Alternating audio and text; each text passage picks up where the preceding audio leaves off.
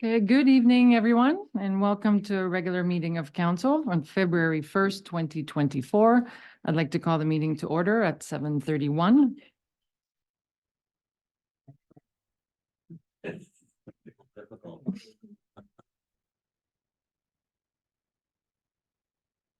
Before we proceed with the agenda, and we have two presentations this evening, and based on the nature of the presentation, so that I think it would be logical, we're just going to switch the order of the two presentations. There'll be a small modification to the agenda. Other than that, everything else will go as planned. And so the next item on the agenda is disclosure of pecuniary interest. Seeing none. Next is approval of the previous minutes. So we're looking at the minutes of our last meeting, January 18th. Assuming everybody had a chance to review what was provided, any errors or omissions. Seeing none, may I have the resolution? That the minutes of the regular meeting of council held on January 18th, 2024 be adopted as printed and circulated. Mover and seconder. Councillor Lewis moves, Councillor Cerna seconds. All in favor? And that's carried. Next is section D, presentation, delegations, petitions. We'll begin with a public hearing. And so council will adjourn its regular meeting in order to sit as a committee of adjustment under section 45 of the Planning Act. Clerk Adams, may I have the resolution? That the Committee of Adjustment for the Township of Malahide be called to order at 7:33 p.m. and that Mayor Dominique Giguère be appointed chairperson for the Committee of the Adjustment.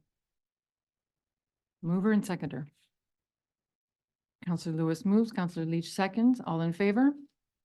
And that's carried. So the purpose of this hearing is to consider an application for minor variance as submitted by Tim Broadbent and Hillary Warwick relating to property located at part of Lot 16, Concession 8 in the former Township of South Dorchester, Township of Malahide, 48497, York Line. Mr. Steele, you're with us? Yep, I can see you. So Yes. if you could provide an overview of the application, please. Certainly, Roger. The application, the subject lands contain an existing single detached dwelling, an existing detached garage, and the owner is proposing to demolish the existing garage and replace it with a slightly larger structure. And so the applicant is seeking a variance to permit an accessory structure that is 225 square meters in size, whereas the bylaw requires a maximum floor area of 200 square meters. The proposed structure would comply with all the requirements of the zoning bylaw. So staff has reviewed the application and find that it meets the 4 tests for minor variance applications as set out under the Planning Act, including that it meets the general intent and purpose of the official plan and zoning bylaw, as appropriate desirable development for the subject property, and its minor nature. No comments were received by agencies or members of the public prior to this public meeting, and so staff recommend that the application be approved subject to the recommended conditions. And that concludes my presentation. I have 2 questions for members of council. Thank you. Is the applicant or the agent here and or wish to provide additional comments? Doesn't look like it. Clerk Adams, have there been any additional comments received from the circulated agencies and landowners not outlined in the summary? There hasn't been any additional comments received. Thank you. And is there anyone else in attendance wishing to make comments? Doesn't look like it. Oh, Councillor Wilson. So I was just moving to ask if the committee members, so any committee members wish to comment or ask any questions, please. Councillor Wilson. It's just more of a comment than anything. I'm pretty sure we voted down a pergola that was farther away from the lot lines than what this is at our last meeting. Thank you for that. Any further questions or comments from the committee? Seeing none, thank all those in attendance for your input on the application, and I will now ask the committee to make their decision on the application. Clerk Adams, can you read the resolution? The report number DS 2406 entitled Application Number D13MV01-24 of Tim Broadbent and Hillary Warwick and affecting lands described as part of Lot 16, Concession 8 in the former Township of South Dorchester, Township of Malahide, 48497 York Line be received, and that the Township of Malahide Committee of Adjustment approve application number D13MV0124 to permit a maximum accessory floor area of 225 square meters, and that the approval shall be subject to the following conditions. One, that the owner applicant obtain the necessary building permit within 2 years from the date of decision to the satisfaction of the chief building official, ensuring that the approved variance applies only to the proposed accessory structure as illustrated within the application, and that the structure be constructed as per the details shown in the drawings as provided with the application, site location, and architectural detail to the satisfaction of the chief building official. Thank you. May I have a mover and seconder? Deputy Mayor Widner moves. Counselor Wilson seconds. All those in favor? And that's carried. Thank you. And do we need a resolution to adjourn? Please. That the Committee of Adjustment for the Township of Malahide be adjourned and that the council meeting reconvene at 7:38 PM. Mover and seconder. Counselor Cerna moves. Counselor Wilson seconds. All those in favor? And that's carried. Okay, so next we have a presentation from Mr. Cronk, Lands Lot 2, Lake Erie North Shore Landowners Association. Welcome. Thank you. Members of council, good evening. Happy New Year. It's 2024. Or is it 2015 all over again? I'm Kyle Cronk, if who doesn't know me. I'm a shoreline landowner on Lake Erie. Let's say I would rather be at home on my sofa snuggling with my beautiful wife than to being here in front of you. I do like you, but I'd rather be elsewhere. I've been hearing and seeing things that remind me so much of the bad times of 2015 and the negative effects that that had on the lakeshore property owners. The simple reality of the proposal and the new study you're going to hear about shortly is just robbing Peter to pay Paul. Long Point needs our sand, so they want the high bluffs of Elgin and now Norfolk to erode and the littoral drift to save Long Point. They're talking about shortening piers. I think the residences of Port Bruce may be concerned with comments like that. I'd also ask that you take a look at many other shoreline proposals and reports around the Great Lakes in southwestern Ontario. Reports that fix issues on the lake without hurting shoreline owners. Many of these reports and studies even help landowners and shoreline owners and support infrastructure. Yes, every region is different. We just do not need to repeat the same flawed Elgin County report from 2015. Why not, you ask? Because helping Long Point is fine, but not at the expense of shoreline residences and yours in our own lakeshore and our sand. And if you need any more convincing, I can guarantee you 100% that Malahide lakeshore residences and all the lakeshore property owners did not buy their properties to lose them in an effort to save Long Point. Forgive me, but it is ludicrous. I cannot believe that a shoreline landowner would buy property to allow it to be given away to Long Point. The Ontario government continues to examine its regulations for conservation authorities and to adjust the Conservation Authorities Act. And I hope this is completed soon. With all that said, tonight's presentations, I am also very disturbed and very scared to witness the Long Point presentation once again. This will be my third time seeing it. Not all lakeshore landowners, not one lakeshore landowner is listed or part of the study, duplicating 2015. This scares me, and this scares me a lot. This is being obvious and apparent to everyone who has approached me with their concerns. The bottom line, Malahide Council, you should be skeptical, scared, And you need to look out for and protect the lakeshore residences in Malahide. This council should simply reject the proposal to fund and to resist any motion to fund under any conditions or concessions. So let us move to the discussion of how we protect Malahide and the rest of the lakeshore, landowners in Malahide, and all of Elgin and Norfolk. I try not to come to confront a problem or an issue without a solution.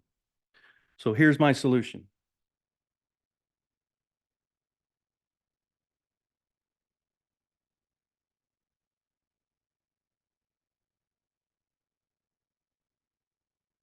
Long Point, here is your solution.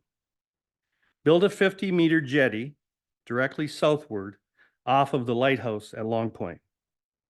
Easily collect all the sand you want before it goes over Niagara Falls. Start to help yourselves.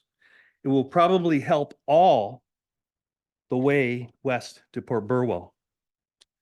Spend the money protecting Long Point and stay away from potentially flawed and controversial studies that will most certainly hurt shoreline landowners.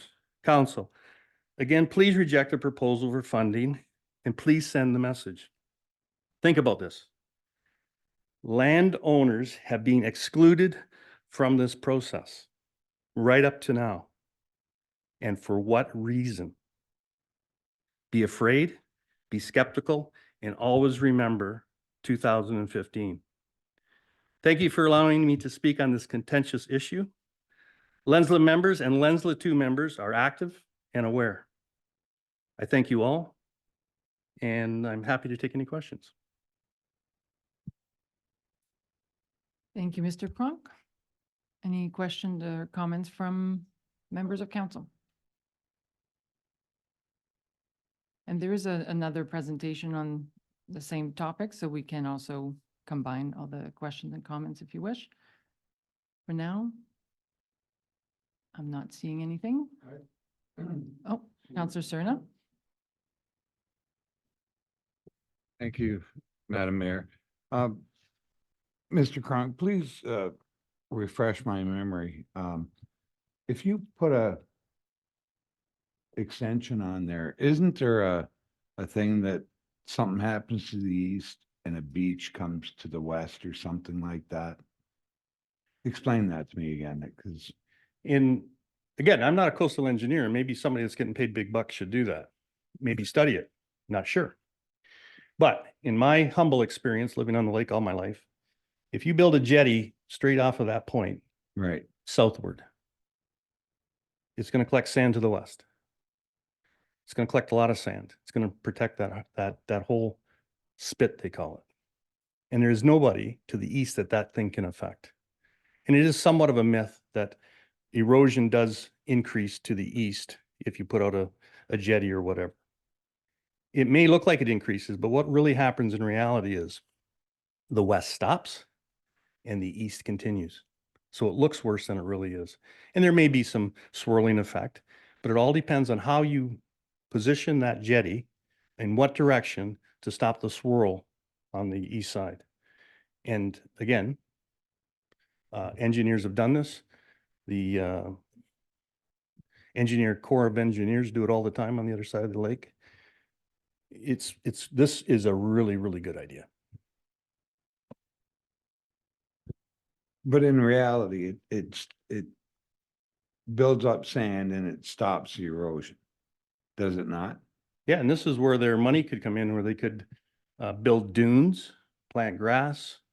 If that was a little wider, that would the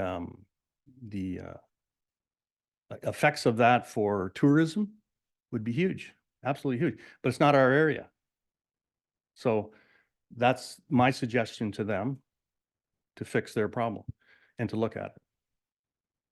Well, if I may, this would be a lot cheaper then too, right? Than what they're proposing. This would be a fix to their problem. And this would be a one-time fix. And at the end of the day, be cheaper, because I'm sure the federal government and all the people that are invested, the biosphere, all the Ducks Unlimited, they would probably put in money to do that. And at least study it, have a look at it. And I think it's a really good idea to study. I think that's where they should start. Okay, thank you. Thank you, Mr. Cron. Deputy Mayor Whitner. Yes, thank you, Madam Mayor, through you to Mr. Cronk. The erosion on the North Shore, is it moved up every year or down every year? Does it have its ebbs and flows, or do you know that information? I can only go by my experience, and my experience, we had 2 years of high water and we had a lot of erosion. Prior to that, 2010 to 2018, 17, we didn't have much erosion. And then we had the real high waters, and that really caused a lot of erosion. So, but that's, in my opinion, it's a cycle. The lake goes up, the lake goes down. And like I've lost, I can lose 20 feet in 1 year, and the next year I lose nothing for 5 years. So it's really weather and lake height dependent. Thank you. Councillor Wilson, did you wish to comment? It's also winter severity dependent. If there's ice on the lake, it's not the wave erosion that continually hits the shore. If you get 3 or 4 months of reprieve without waves, it stops the erosion quite a bit, but we don't really have winter anymore. Multiple factors. Thank you, Mr. Cron. I thank you very much. Can we have the resolution to receive the presentation, please? That the presentation of Kyle Cronk regarding the Lake Erie North Shore Landowners Association be received. Mover and seconder. Councillor Serna moves, Councillor Lewis seconds. All those in favor? That's carried. Okay, so next we'll proceed with the presentation from Sarah Emmons and Peter Sussex regarding the Long Point littoral cell and shoreline opportunities. So please go ahead with your presentation. I know that a few comments were raised. I just want to respect the format and the purpose of the delegation, so it's not really a debate. This would, if there was a debate to be had, it would be in another format. But for sure, please proceed with your presentation, and then we'll proceed with questions afterwards. Go ahead. Thank you, Your Worship. We will be giving the presentation as sent, certainly, and as included in your council agenda. My name is Sarah Emmons. I am the Conservation Director for the Long Point Biosphere Region, and I'm here with Peter Susek, who is a professional geoscientist. We're very pleased to be here today to speak with Malahide Township and the community at large. In a time when municipalities face mounting pressure on their budgets due to inflation, aging infrastructure, and the need to support community growth and housing through new servicing, we are here to present a funding opportunity which involves our coastline and the unique challenges which each community faces. And I'm sorry, do I need to share my screen for the, I can share my screen too. Yep, please go ahead Okay, and share your screen if you can. That would be easier. sure. Okay.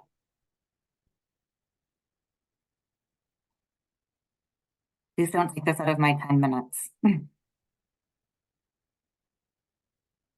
Clock has stopped. Okay, thanks.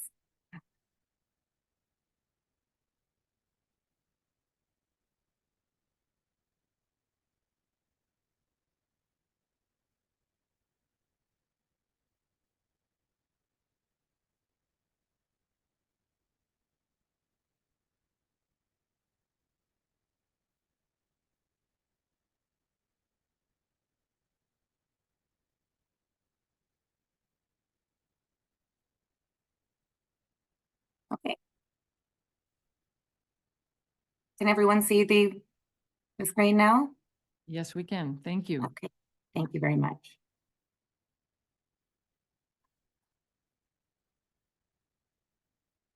All right, so just to start off with a little bit of a primer for the spatial scale that we're talking about here.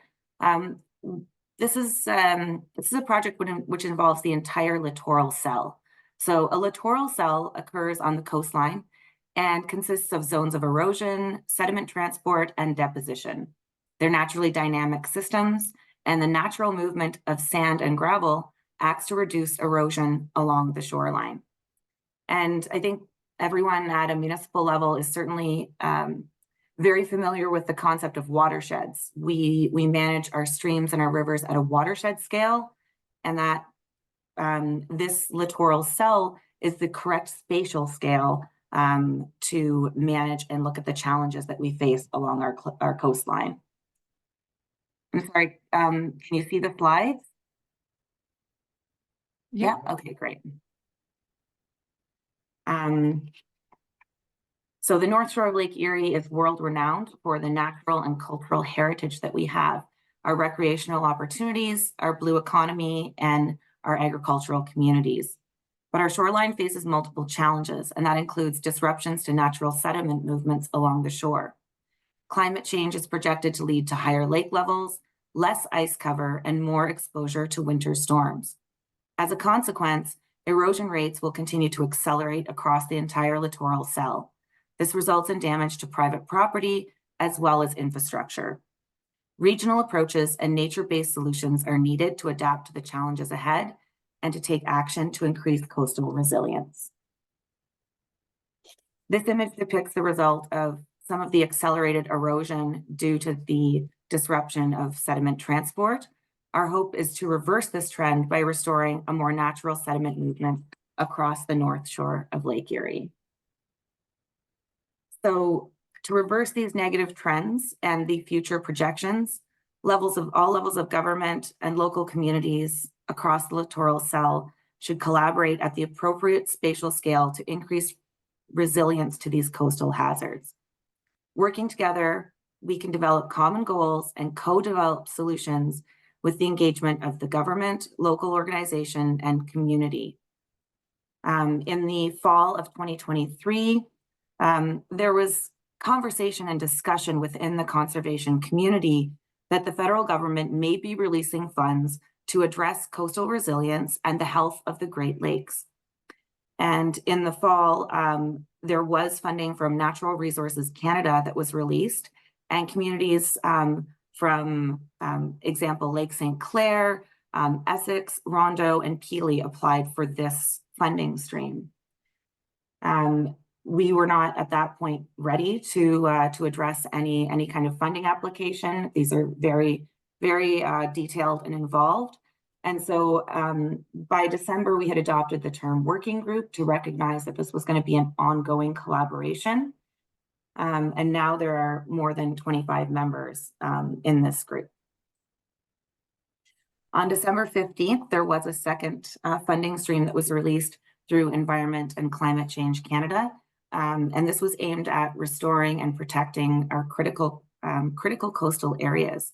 And this map actually comes from the funding application. So this is areas that the federal government has identified as critically important. And you can see here that the majority of Elgin County is identified, as well as Long Point. So all of the littoral cell almost is identified here. This funding specifically aims to focus on local level actions that restore and protect critically important coastal areas. The funding requests can range from $100,000 all the way up to $6 million, and it's due February 15th. So factoring in Christmas, this has been a challenge, very, very challenging to get a detailed funding application ready for this timeline. So I'll share a little bit of what the working group has developed so far. This is the framework we're using for submission. And so we've begun a very basic level of governance with the working group. That's obviously, we're still in the application phase, so that's not complete. And we have the first year is the most important year for the extensive public engagement to understand community concerns and values across the littoral cell, coupled with extensive technical work that's focused on enhancing the supply of sediment for both beach building across the littoral cell and to reduce bluff erosion rates across the littoral cell. Then we move into development of plan and to take action and implement projects. And think, it's important to point out that that continuous engagement across the littoral cell with communities, governments, and other agencies is part of this framework. I'd like to share, again, this is a very draft level at this point, but a draft organizational chart where we see that we have the working group made up of the partners that we're continuing to build on this working group. We also have to the left this engagement and sharing portion that is part of the governance structure and informs decision-making. There will be a public advisory group that represents stakeholders from across the littoral cell. That public advisory committee will provide information and data to the working group to inform project development. In addition, we have the technical advisory committee that includes independent university researchers that specialize in coastal geomorphology and engineering to provide independent academic review and again, to inform these projects. We also hope to include regulatory agencies on the technical advisory committee, and that can help us to inform project scope and ease the permitting process for any projects. So there's also many other opportunities for public engagement built in to this draft chart already, including community workshops across the littoral cell. So to speak just a bit briefly about the potential for these scope items, the scope for this work and the projects that we're thinking of, that we've been speaking about at the working group level, that's been developed in response to the terms and parameters of this application. So I have to emphasize that this application, this funding opportunity does not provide infrastructure funding. It cannot fund infrastructure projects. It specifically can only fund nature-based solution and focuses very heavily on these nature-based solutions. It also focuses heavily on community engagement. That's a critical part of co-developing solutions to these coastal issues, to include a variety of stakeholders from across the littoral cell. There is a vulnerability assessment for infrastructure and roads so that the municipalities have more information as to how to manage the future of their municipal assets. There is a beach restoration, beach and dune restoration using nature-based solutions. That's part of this project to stabilize and preserve beaches across the North Shore of Lake Erie. Our communities greatly value their beaches, and that's recognized as being very important. And also bypassing sediment at the harbors, including potential dredging pilot projects. That helps community to manage the negative costs and risks associated with the sedimentation at the harbors by restoring natural sediment movement. And I have to emphasize again that participation by any community or individual is voluntary. These project developments, there's a vast geography to cover. So these project developments will be informed by community values and needs, as well as the technical and scientific work. And it will be projects that the communities wish to welcome into their community. So we are here today to ask for your questions, your input, and a letter of support, which really gives us a mandate to begin engaging with Malahide Township. We've invited you to participate in the working group meetings, and we think it's important that Malahide's voice is heard at the table in order to better inform the group as to the coastline issues that specifically face Malahide and to co-develop projects that would benefit this community. This also gives us a mandate to begin community consultation in Malahide if the funding application is successful. So I thank you for for listening, for your time, and I'm sure that we will have some questions. I'll stop sharing my screen. Thank you for the presentation, Sarah.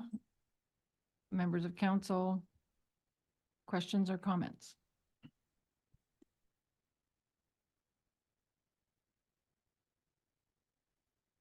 Councillor Cerna. Yeah, I've got a few comments. First of all, she talks about getting the government involved.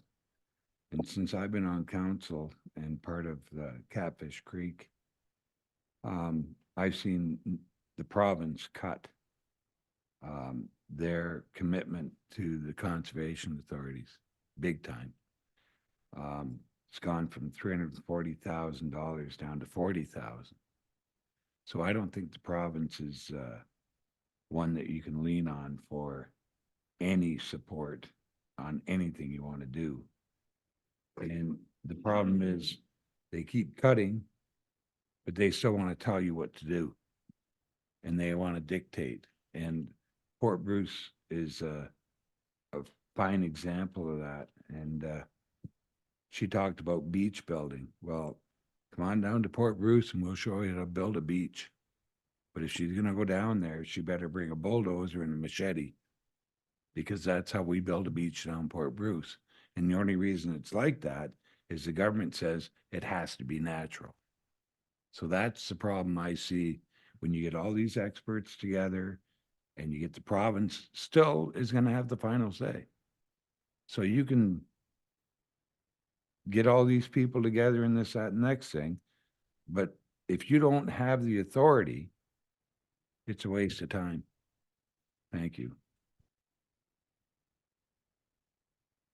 Thank you for that.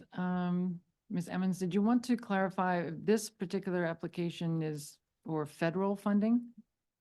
That's correct, Your Worship. This is for federal funding, Thank you.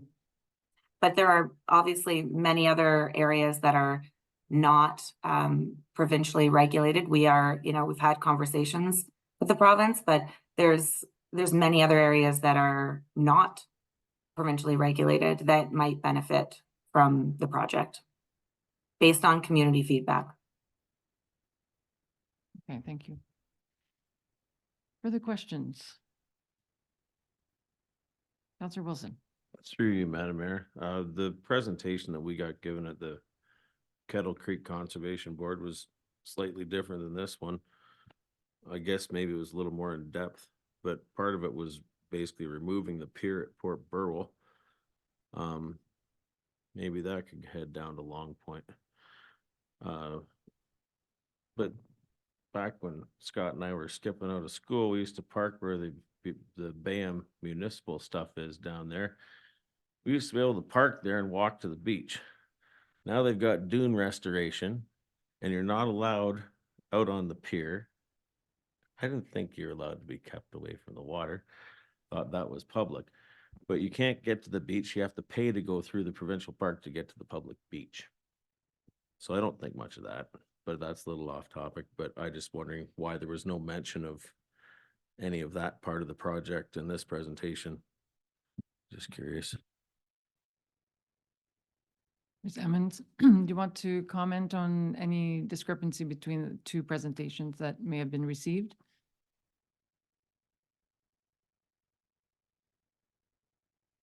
Or Mr. Sazek? So, yeah, Sarah's on mute, but perhaps I can take this one. Quite a heavy technical focus. I think that the slide decks are identical, or near identical, and that's been our goal right from the start with all of the presentations. What we're trying to do in different geographies is highlight the different aspects of a very large project. This is a very big effort. It's a 4-year study if it's funded. And so we're trying to emphasize things in different areas that we think are tailored to people's values. But I will comment on the Port Burwell question because it's important and there's nothing here that we can't answer or we'll share with you. We've been talking about the very long west jetty at Port Burwell. It's 800 meters longer than the one on the east side, and it does disrupt the movement of sediment along the shoreline. And this funding application that is up before us from Environment Canada speaks to restoring the natural movement of sediments. And specifically the jetty at Port Burwell is something that traps the sediment. It stars the bluffs immediately to the east of Port Burwell and the shoreline all the way down. So it's an example of something that could be studied. And I want to emphasize that. We've been talking about it, but talking about it as an example, there is lots of technical work that needs to be done to understand the feasibility of these types of projects. And as Sarah mentioned, there's also lots of consultation with all of the communities as well. So there's been no decisions on the types of projects that would be completed. We need to do a lot of technical work, and we need to do lots of work consulting with the communities and the municipalities and the federal and provincial government. So it's the type of project that we think could help restore more natural conditions and help move the sediments along the coastlines, which would help both with beach building and also slow down the rates of erosion on the downriver side of the harbors.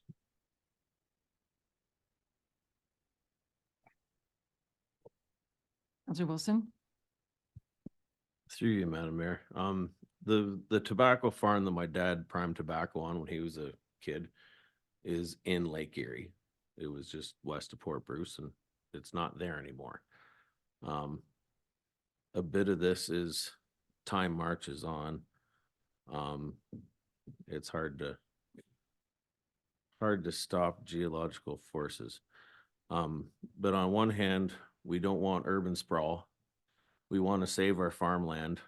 And on the other hand, you're not allowed to harden the shore to stop the farms from falling into the lake. So it's a bit of a it's a bit of a catch-22 for saving farmland. We're allowed to, but we're not allowed to, and you can't. So it's all, I don't know if amusing is the right word, but lots to Complicated. think about. Councillor Leach? Through you, Madam Mayor, to Sarah.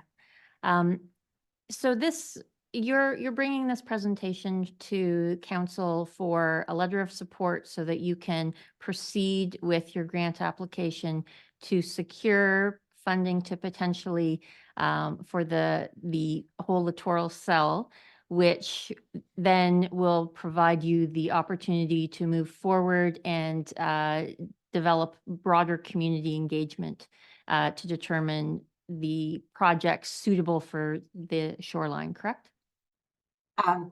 That's a great summation. Thank you of the presentation.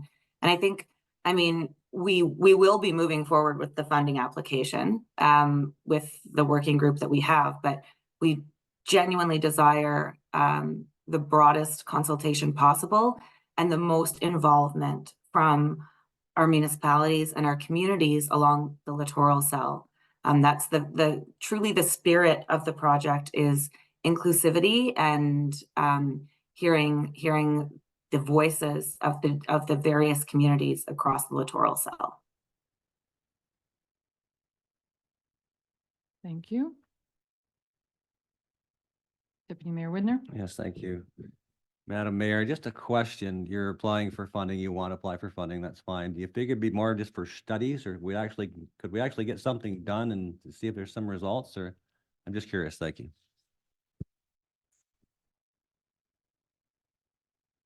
And Pete, I'll let you, fill in if you want to, but that's a great question. A lot of these funding applications tend to be just for these plans. And this is a little bit unique in that we're able to actually start accomplishing some of these projects. So the full scope of the funding actually goes for 10 years. So we're applying for the first 4 years, but there is potential if we again complete this technical work and the community consultation, we'll be able to start getting some of the pilot projects on the ground within the first 4 years. So this would be some of the you know, and again, this is early times, this is still an application. But we think that this could include some of the beach building projects, as well as potentially one of the dredging, a pilot dredging project. So that's exciting. I mean, there could be the potential to take some of the sand and sediment that is in places where it's not helpful to our communities. Perhaps at the mouth of harbors, right, where it's impeding boat traffic and it's creating problems for certain communities, and moving that to a place where it would be more helpful. So those are some examples of some of the pilot projects that we can get started within these 4 years. But if things are going along well, there's potential for more funding, where we could build on the successes that we're finding that we're having in the first 4 years. And Pete, feel free to add in. Or if I can, through the mayor, thank you for the question. And just to emphasize that there is a very strong action component to this work. We will be judged, the merits of our submission will be, as Sarah highlighted, not just doing a technical study, but making positive progress on the ground. But I want to just really lay out a couple of really important caveats there. We will only work somewhere if we have partners that want to work with us. So this is a completely voluntary program. We're not going to take this program and start building beaches and dunes somewhere where the community is not supportive. So it's completely voluntary. If there is work to be done or opportunities to move sediment at a harbor, for example, of course, we're only going to do that if we have everybody's support. So we are very, we're excited about the chance to not only do technical work, but take it to the boots on the ground and complete some beneficial projects. But that will only happen if there is full community support, full landowner support, and full government support. Thank you. I would like to speak as a member of council. So Deputy Mayor, may I ask you to take the chair, please?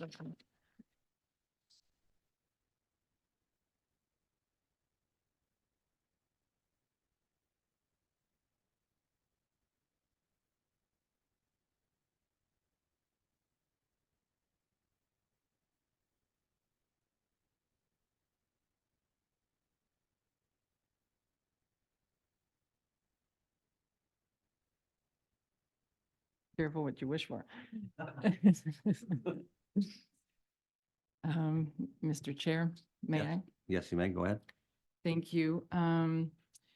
So I would like to ask, so you can see that as you repeat this presentation, a little bit like our beaches, you're picking up sediment or interest as people get to know about or learn about this initiative. And I think you can hear that some of the concerns are also picking up, because when we talk about restoring natural movement of sediments, that can trigger some fear, I think was mentioned, because then I can see how the narrative that's developing in the community is about saving one area.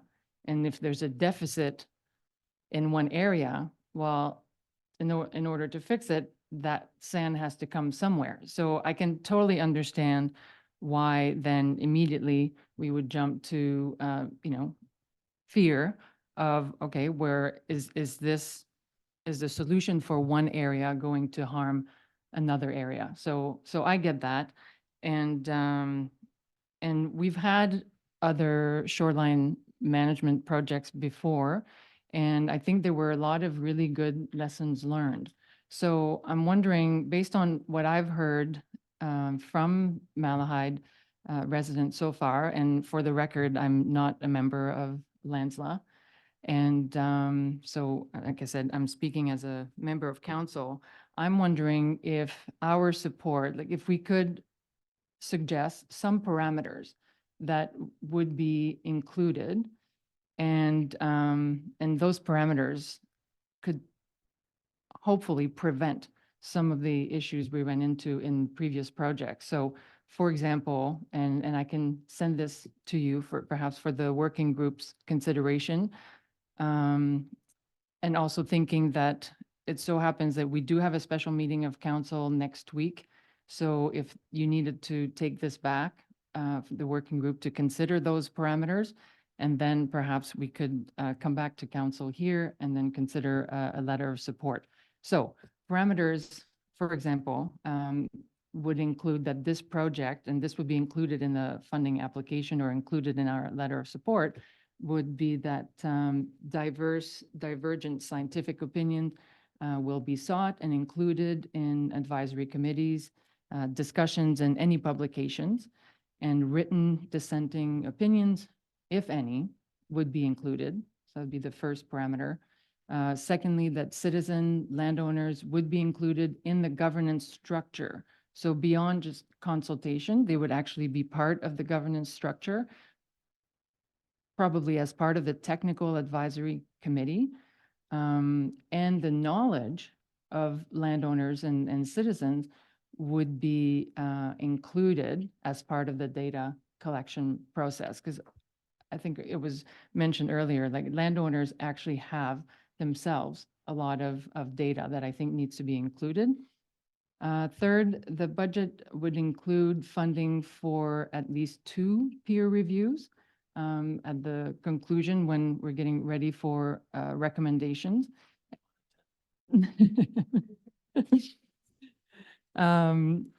Peer, yes, reviews, thank you for that. And the selection of the reviewers would be done by the advisory committees. And lastly, only solutions and recommendations with mutual benefits would be put forth. So any policy solutions or recommendations that benefit some parts of the lake, but can potentially harm others would not be included in any final recommendations. And those would, I think, reflect the spirit that we want to demonstrate in Malahide, as we're one team. So we're all in, so we all benefit or no one benefits.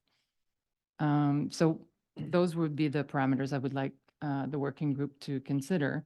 And as I said, I understand if you can't answer this request this evening, but those are my thoughts.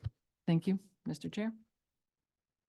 Okay, thank you. And I guess am I reading this right? You maybe like to defer this letter of support till our next meeting so we can, go through it. Because with every reaction somebody does, pardon me? It is on, yeah. Every time there's an action, there's a reaction. So we want to make sure this is done right because, so if that's okay, we would just, is that okay with council? We would defer this letter of support for a week until we get some more information. Okay, show math seems to be fine. So, is that it? So we need a resolution, Clerk Adams.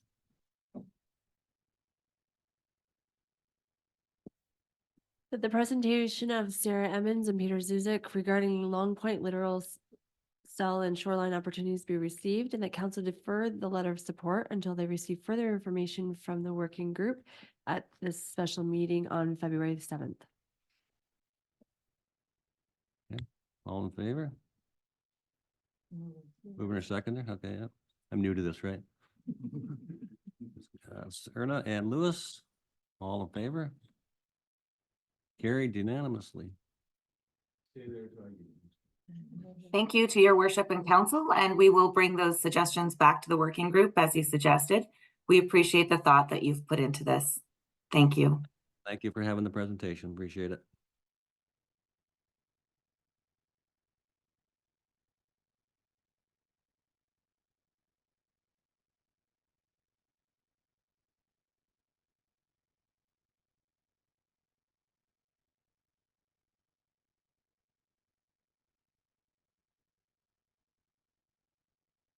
Thank you, Deputy Mayor. We're ready to move on. Great. And I want to thank everyone in attendance. Also, you're welcome to stay for riveting budget deliberations coming up. Thank you, Mr. Cronk. So we'll proceed on the agenda. The next section is reports of departments. Thank you. So we have a report from the Building Planning Bylaw Department. Mr. Steele, can you go over the application for consent to sever? Certainly. Before council tonight is an application to sever lands at 52925 Nova Scotia line. The purpose of the application is to sever a surplus farm dwelling, a lot that's approximately 1.2 hectares in size and will contain the existing dwelling as well as sort of small accessory structures. Provincial policy statement and the county Malahide official plans all contain criteria for the severance of surplus farm dwellings, and these include matters such as ensuring the severed lot is of a minimum size to ensure that agricultural land remains in production, as well as ensuring that the retained lands are rezoned to prohibit a future dwelling. And so recommend these be included as conditions of any approval of the consent application. And so I've reviewed the application against criteria and found it meets those as set out under various planning policies. And so I recommend the consent application be supported and the recommended conditions be forwarded to Land Division Committee for its consideration. And that concludes my presentation. I have to take questions from members of council. Thank you. Questions, comments? Not seeing any. We have the resolution. The report number DS 2407 entitled Application for Consent to Sever number E14-24 of Underhill Farms Limited, Randy and Linda Underhill, authorized agent Logan Burnett, co-Harrison Pensa be received, and that the application for consent to sever of Underhill Farms Limited, Randy and Linda Underhill, relating to the property located at east part of Lot 31, Lot 32, Concession 1, Township of Malahide, 52925 Nova Scotia line, be supported for the reasons set out in this report, and that this report and recommended conditions be forwarded to the Land Division Committee for its review and consideration. Thank you. Mover and seconder. Councillor Lewis moves, Councillor Glinsky seconds. All in favor? And that's carried. Thank you, Mr. Steele. I don't think we have any other reports with you this evening, so have a good evening. You as well. Next, we'll move to correspondence. Mr. Gopi. Is it under correspondence? Oh, yes, the license application. Yes. Go ahead. Thank you, Madam Mayor, through you. To council, I guess the purpose of this is to recognize receipt of a license application for some resource extraction from a property within the geographic limits of the Township of Malahide. This has come to us as part of the licensing process through the Ministry of Natural Resources. So this information has been publicly posted. There is a sign on site. The public can go onto our website, find a copy of the application and all the supporting documentation in order to provide any comment. The comment period is open until March the 4th. As part of this application, there will also be an official plan amendment required, as well as a zoning bylaw amendment. So with that in mind, I've had some preliminary conversation with Mr. Steele. That report will be forthcoming to council for your consideration, where we will dive a little deeper into some of the details of the pit application. So I guess that's more than anything. This is to give a bit of a heads up that this is currently in play right now, and more information will be coming. If you have any other further questions or anything, I can try and point you in the correct direction. Thank you. Questions, comments? Not seeing any questions or comments. May I have the resolution, please? That the following one item be noted and filed for correspondence. Mover and seconder. Councillor Leach moves, Deputy Mayor Widner seconds. All in favor? And that's carried.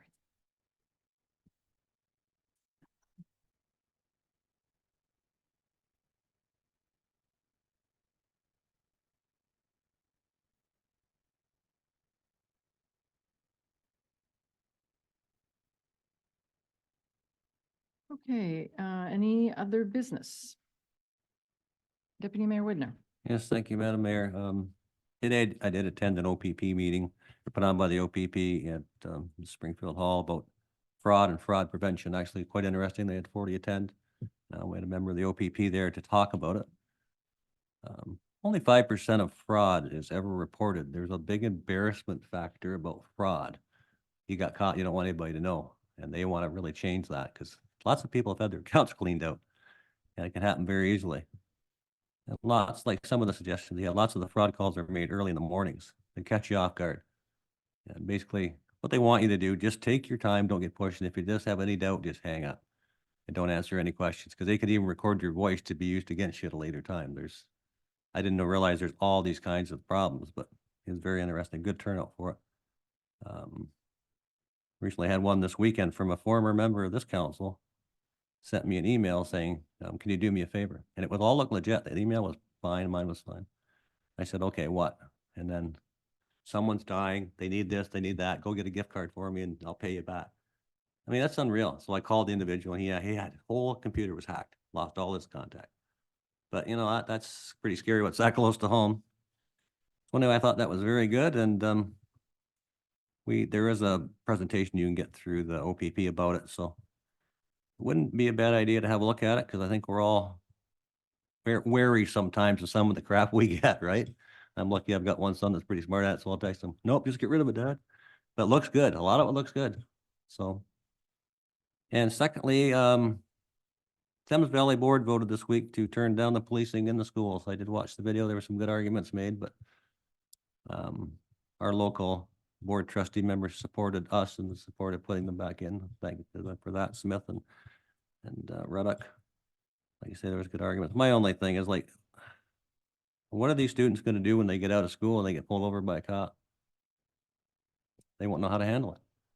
I don't understand that. Like, police are supposed to be good things. There was good arguments about putting them back in, about the sex trafficking and drugs and all that kind of stuff. Where they get education, they're not going to get it. They say the teachers can do it. The teachers don't have time to do it. So anyway, that's the two things I had, and thank you very much. Thank you. And just to clarify, my understanding is that the educational program will continue. They're allowed as guest speakers to present on specific topics. The police officers are allowed in the classroom to be invited as guest speakers. So that, I think, was part of the discussion, my interpretation of it. So just so we just should confirm. Any other business? Councillor Leach? Through you, Madam Mayor. The Terrace Lodge Comforts of Home Fundraising Committee is having a fundraising gala on February 17th. And there are a number of establishments throughout Aylmer that would be happy to sell a ticket for the evening. So I encourage everyone to have a look and help support Terrace Lodge. Thank you for that. And I want to thank, so the Aylmer Kinsman Club is organizing the gala and with support from the Terrace Lodge Fundraising Committee, and the proceeds of the gala will go to Terrace Lodge Comforts of Home campaign. So thank you to the Kinsman Club. Just let them know that this is separate from Terrace Lodge, because last night after the meeting, we were talking about it, and I said I didn't want to go because I'm dealing with a 95-year-old lady anyways, but I actually thought that it was in combination with going to visit the old people at the lodge, but apparently it's not anything like that at all. So just to let people know that it's separate from visiting the old people. Okay, so. It is a lovely evening that is planned with dinner and dance and auction and live music. So a lovely evening, and Terrace Lodge residents are invited. Well, I don't think my mom would want to go for a dance, but you know, I just thought Yes, people would want thank to you. know exactly what the evening's all about. Yes. Dinner and dance. Any other business? Don't believe we have any bylaws. We don't have any closed session items. So we're ready for everybody rolling up their sleeve.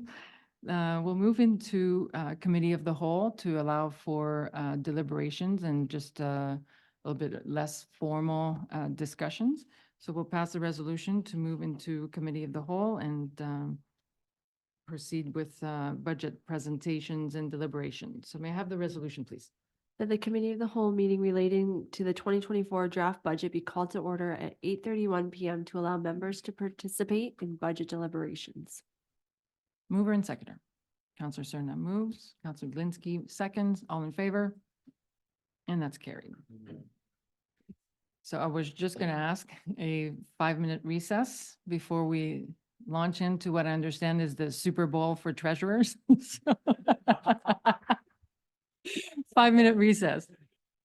Okay, so I'll call the meeting back to order so we can proceed with the 2024 draft budget overview presentation. And I know Director Boylan is going to describe the process a little bit, but just I just want to highlight that we have essentially 3 meetings, and we have today, we have next week, a special meeting scheduled, and the following week, so that we don't need to go over everything that's on the agenda for this evening. We'll see how the discussions go, and we'll go from there. So we don't need to push through to make sure that we go through all the reports, right? So Director Boylan, it's showtime.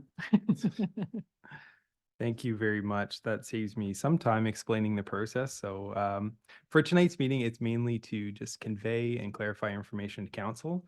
Our budget deliberations are really a 2-phase process. The staff-led portion, where we're going to do the presentations, hit the highlights of the budget, and then go into staff reports, where we're directing you to specific items in the budget that we want you to deliberate first.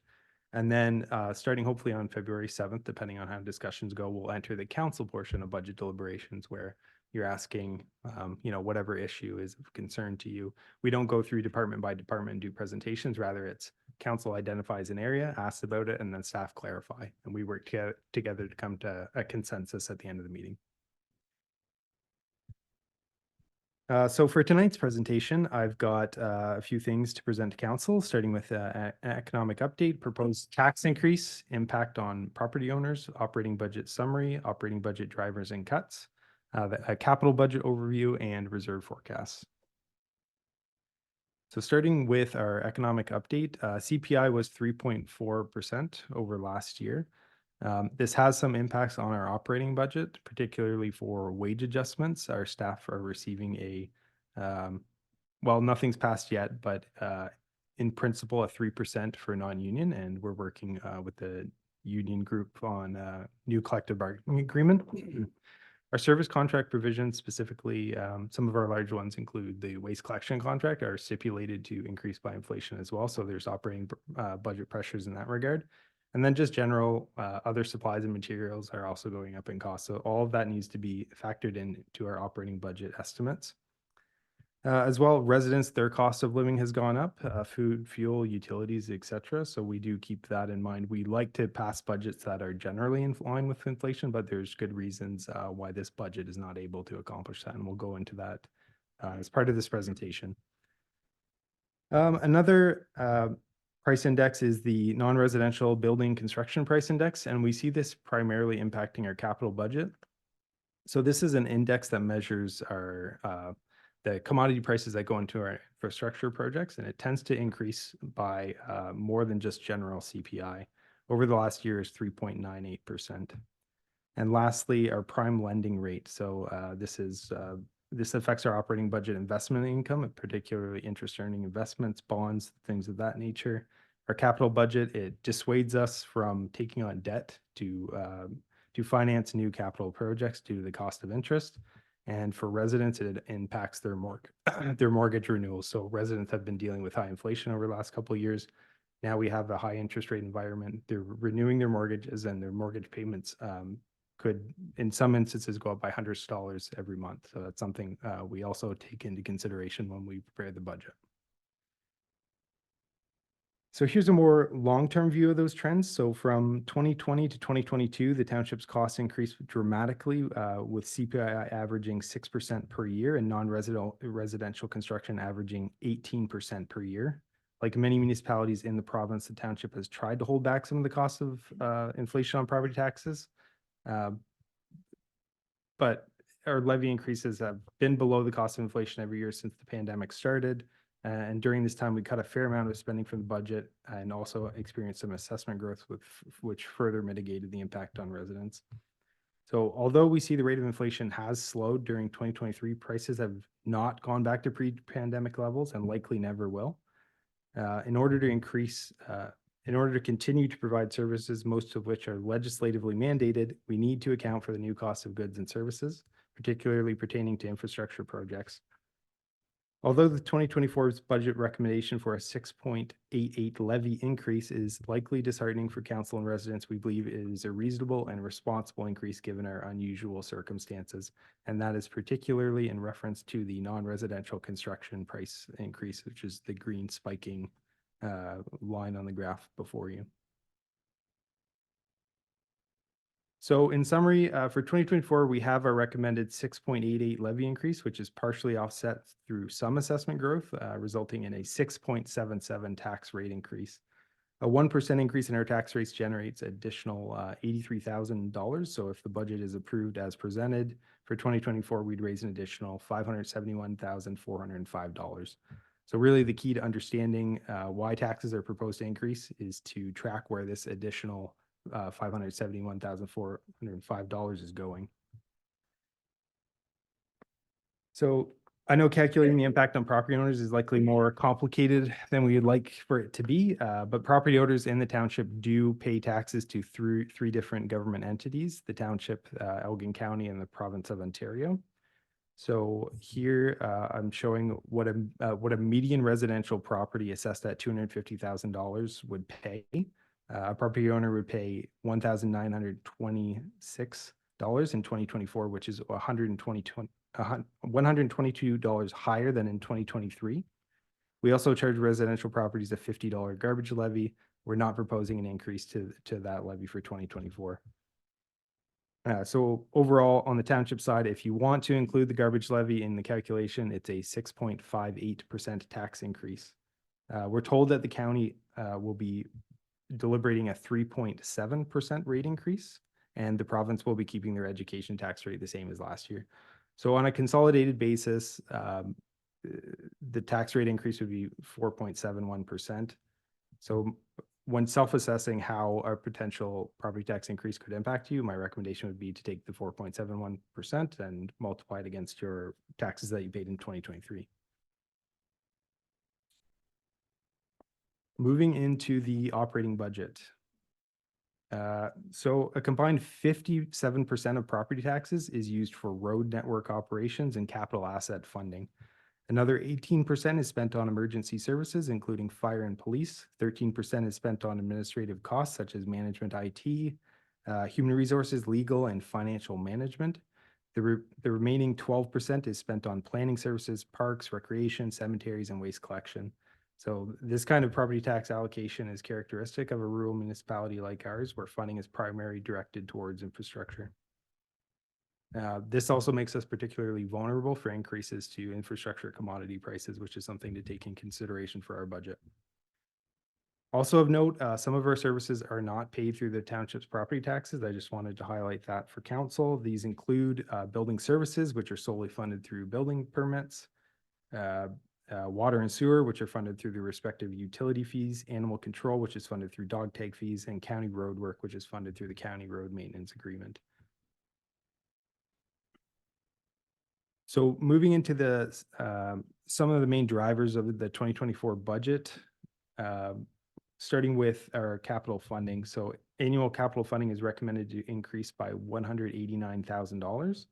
This is property tax funding that is transferred to the capital reserve and distributed on a project-by-project basis in the capital budget. The budget adjustment is higher than what we've recommended in recent budgets. Later in my presentation, I've got a section that is dedicated explaining why that is the case. But moving on for now, wages and benefits, they're increasing by $185,000. $8,855, although it's not finalized. We're still finalizing our union agreement, and that so the cost of wages and benefits could change subject to how our collective bargaining process with CUPE ends up. We're in our last year phasing in payment in lieu sharing changes with the county. So we dealt with that in last year's budget. We're dealing with it again for the last time. We require a $32,100 increase in property taxes to offset lost payment in lieu revenue. Our vehicle and equipment fuel budget, primarily relating to the roads department, is increasing by $32,500. We've had difficulty estimating the cost of fuel during the pandemic years. There's some speculation that fuel costs would eventually come down, which they did, but we're still in a position where we're likely to run a budget deficit if we don't address this in the 2024 budget. Our IT contract, the township saved some money switching from a full-time IT manager to an externally contracted pay-as-you-go service. But over the last year, we've observed some unexpected costs arising from the maintenance of the township servers. We've devised a plan with our IT provider to reduce our number of servers, and we're hopeful we can claw back this budget again for 2025. But for this year, we're recommending a $29,000 increase to our budget to fund our IT service contract.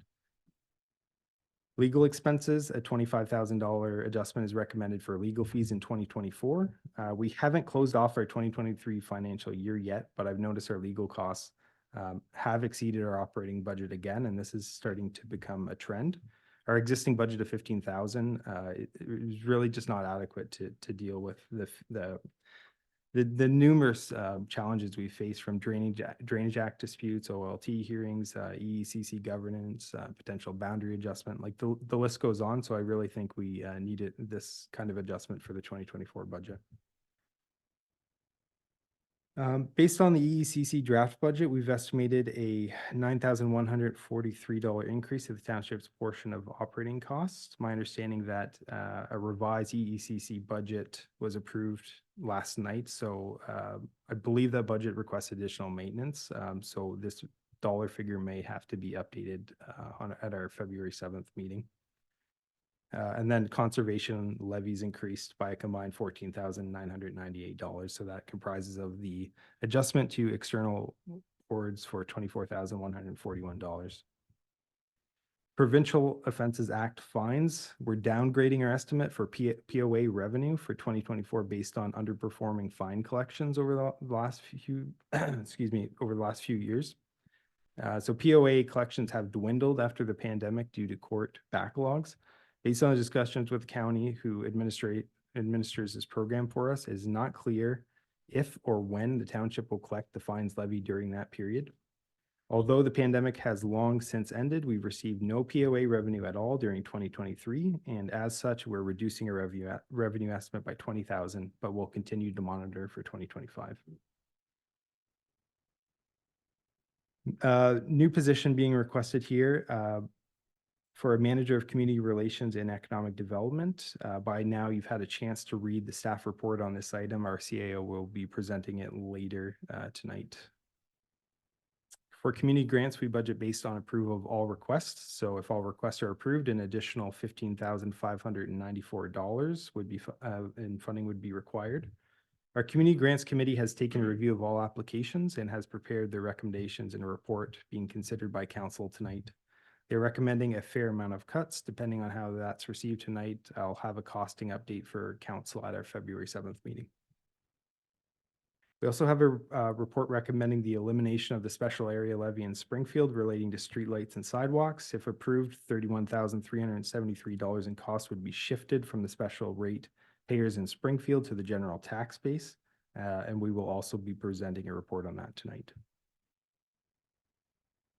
Shared Director of Development Services, that was a position that we had a series of unsuccessful recruitments for, and we decided to cut during 2023. So we have a budget adjustment for that, which saves $69,800. Our waste management costs, specifically pertaining to recycling collection and disposal, are being offset by payments received from Circular Materials Ontario as a result of legislative changes mandating full producer responsibility. That is saving $38,838. We have a staff report going tonight about our agreement with the Almer, for the Almer pool. So the recommendation of that report is to pull out of that agreement, which would save $19,000 annually.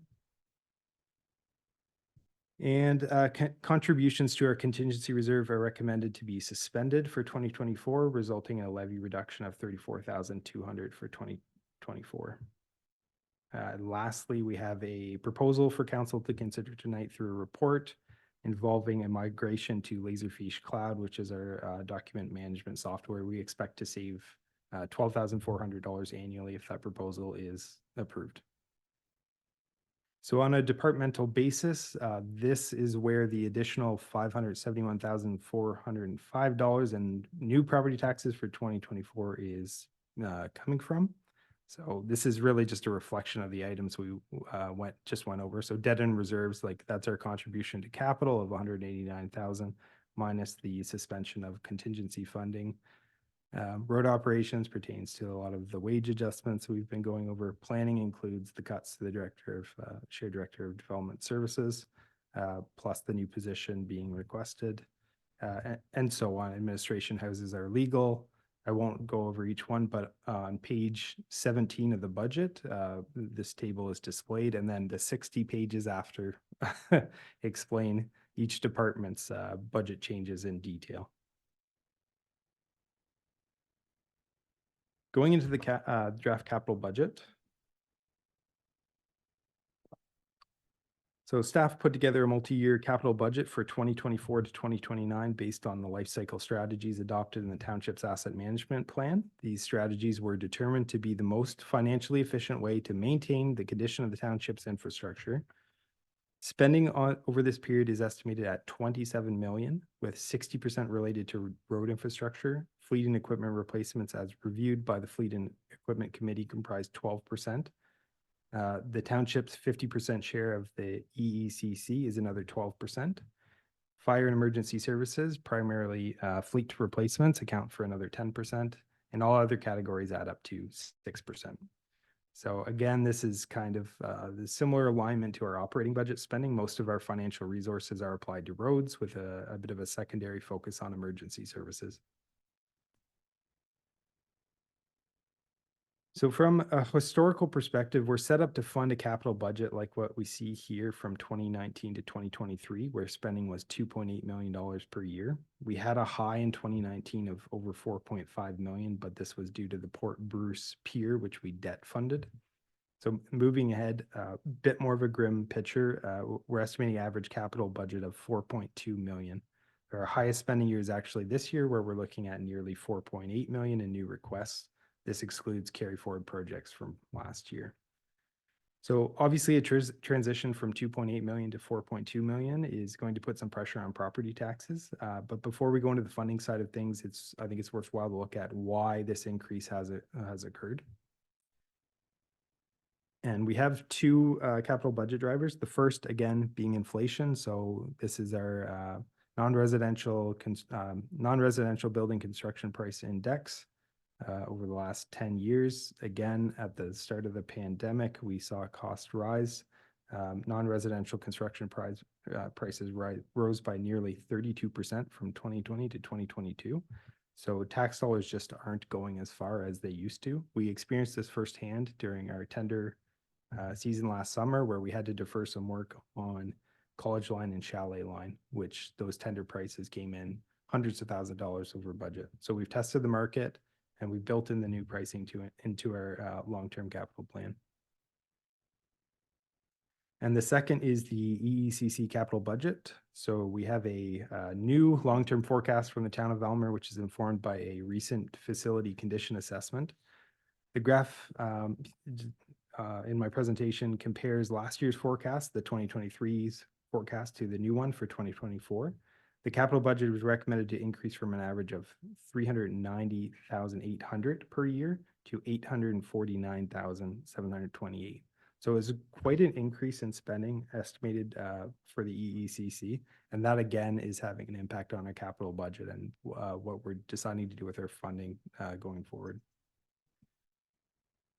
So on the funding side of things, based on current levels of taxation, we can internally raise about 2.36 million through property taxes. We also receive 455,000 from the province through the Ontario Community Infrastructure Fund and 292,600 from the federal government through the Canada Community Building Fund. These external funding sources do not tend to keep up with inflation, so our provincial funding increased by 38,500 or 9% from 2023, but that only brings us up to our 2022 funding level of 463,000. So it actually, over the last few years, our funding has decreased in total. And same with our federal funding. This year, our federal funding has decreased by 4.8%. And they've informed us that we won't be back to 2023 levels of funding until 2027. So in summary, our funding is being cut while we're facing increasing legislative demands and cost pressures as a result of inflation. The province heavily restricts us in our funding tools we can use, so property taxes end up being the default funding mechanism to make up the difference. So this is what it looks like when you compare the capital funding side of things to the capital expenditure side of things. We're set up to fund a $3.1 million capital budget. In order to take care of our infrastructure properly, we need a $4.2 million capital budget. So we have an annual funding gap of $1.1 million. This graph displays what will happen if we just go ahead with our capital program and do not adjust our funding. Our reserves will be depleted by 2029, and there will be not great options after that. You'd either be looking at scaling back infrastructure maintenance projects or looking at substantial tax hikes. So instead of doing that, what we've recommended is annual increases of 2.3% to the levy. What that's going to do is ensure that our capital funding is going to be on par with our capital expenditures over the 2024 to 2029 period. For 2024, that equates to an increase of $189,000.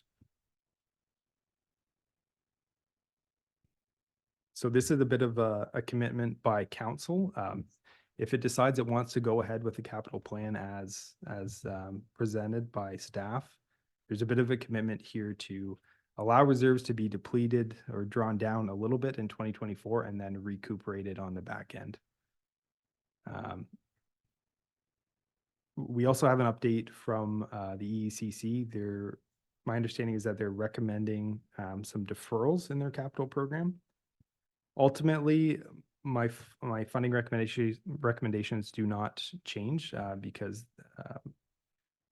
it'll deplete our reserves slightly less for 2024, but then we would end up spending it in 2025. So ultimately, without any actual cuts to the EECC capital budget, I can't recommend any changes to our funding mechanisms. And then this is our forecast for reserves for 2024, grouped by their level of restriction. Starting on page 121 of the budget book, I explain the purpose of each reserve and how it can be used. As previously stated, we're doing a fairly significant drawdown for 2024 to fund our capital program. As we can see reflected in the Canada Community Building Fund, a draw of nearly 1.1 million, and the capital reserve of a net draw of 1.67 million. Though much of this does relate to projects in 2023 that weren't complete and will be funded in 2024 instead. So as is the case with anything in the budget, if there's interest from council to discuss any of the township's reserves in greater detail, I'd be happy to do so upon request. Thank you. Thank you. Again, I don't know how it's possible, but it seems every year it gets better and better. The presentation, the structure, the rationale that sort of leads up, as much as it is for council but members of the public, it's very clear. Because to me, a number is just a number, but if you see the work behind and how you got to what you're recommending, it's really, really helpful, and it makes for a more meaningful discussion. So well done on this document so far. Questions? Councillor Cerna.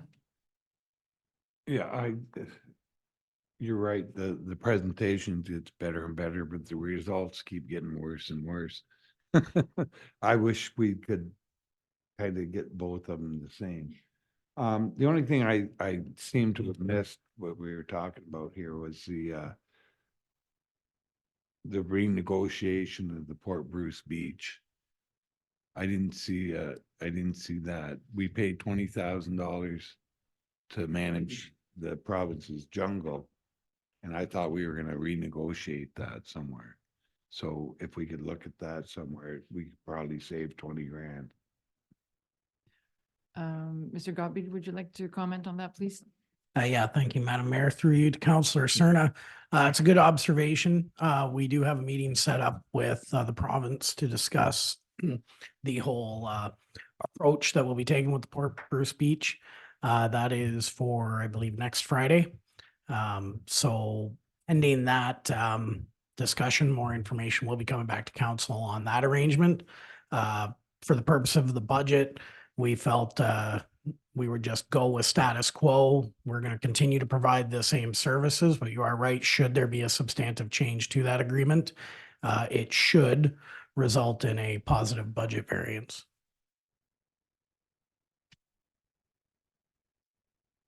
Thank you. Other general questions, observations, clarification? Deputy Mayor Widner? Yes, thank you, Madam Mayor. Through you to Adam. Another, again, a great budget. It's really nice. These are clear, concise, and it makes it easier in my end anyway. Just have another question. You talk about we're taking money from reserves. Can you just clarify that amount we would be drawing down the reserves?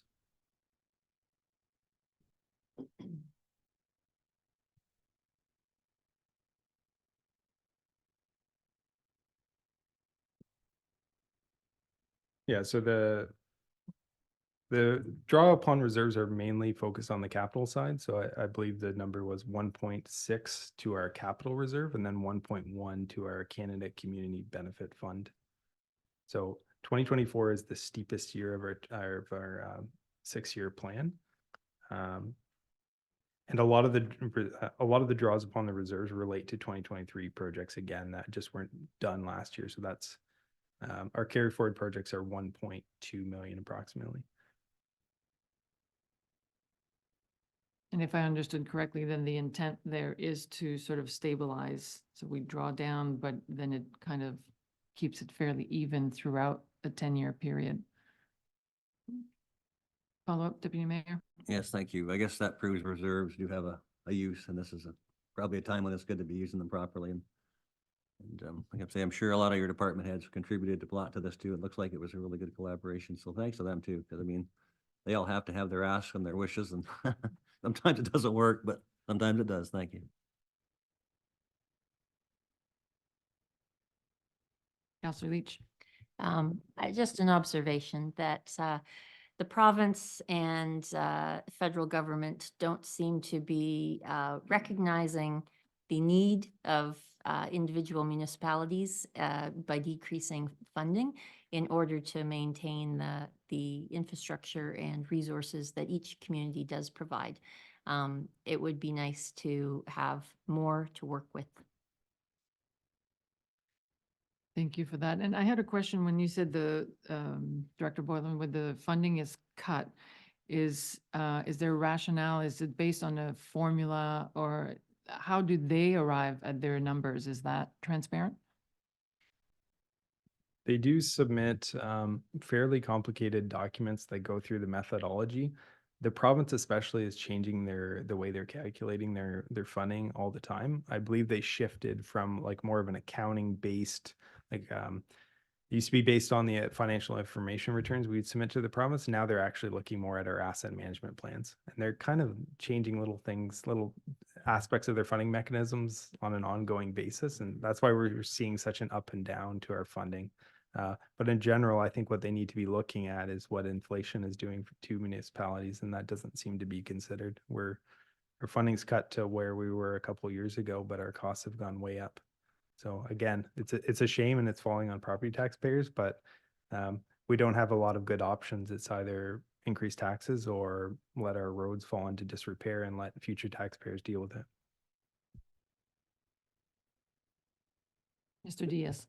If I may also speak to that, Madam Mayor. It's been, I think, an ongoing challenge philosophically also when it comes to revenue generation and municipalities. One of our, if only like our major option again, is property taxation in order to generate revenue, and then user fees. And then beyond that, you have very limited control. Other than that, historically, provincial transfers, which you can get money for to put towards usually anything, there's quite a change in that where it's now become quite restrictive. So it's very restrictive how you even use, for instance, OCIF and the federal gas tax funds as well. And these conditional grants certainly make it a lot harder because now you have to also compete with a number of other municipalities. It's very restrictive. They have a lot of technical requirements to get these grants, and you usually need to spend money for projects ahead of time, get the engineering studies ready for you to even have a shot at getting these $1 million ICIP grants, for example. So there's a lot of competition for provincial money, and overall, it's harder and harder, especially when it comes to core infrastructure such as water, for instance, which the province is now trying to encourage municipalities, for instance, to get it fully self-funded through user fees. So very hard to find funding for some of the most expensive pieces of infrastructure that we have. Thank you for that, Councillor Cerna. Yeah, we talk about government grants. Last night at the arena meeting, we were talking about fixing a dressing room or something for $260,000. And today I was reading the Simcoe Reformer, and Norfolk County got a $7 million grant to fix dressing rooms in 4 arenas.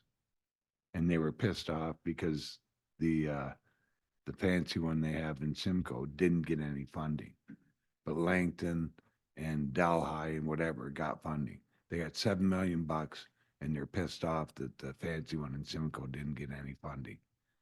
So that's how the province divvies up their money, and we didn't get anything for Elmer. So don't count on government. That's all I. So I think the plan, if there are no, so this was like the overview, just setting the stage with all the sort of drivers, and then the plan would be to go over different reports. And so are we ready to then proceed with the reports if there are no further questions at this stage, like just in the overview? Perfect. So then we'll do a resolution to receive this report, and then we'll proceed with the other reports. So resolution? The report number FIN 2401 entitled 2024 Draft Budget be received for information. Mover and seconder. Counselor Cerna moves, Counselor Leach second. All in favor? That's carried. Okay, so the first report is the assessment growth. Or do we go to the draft budget?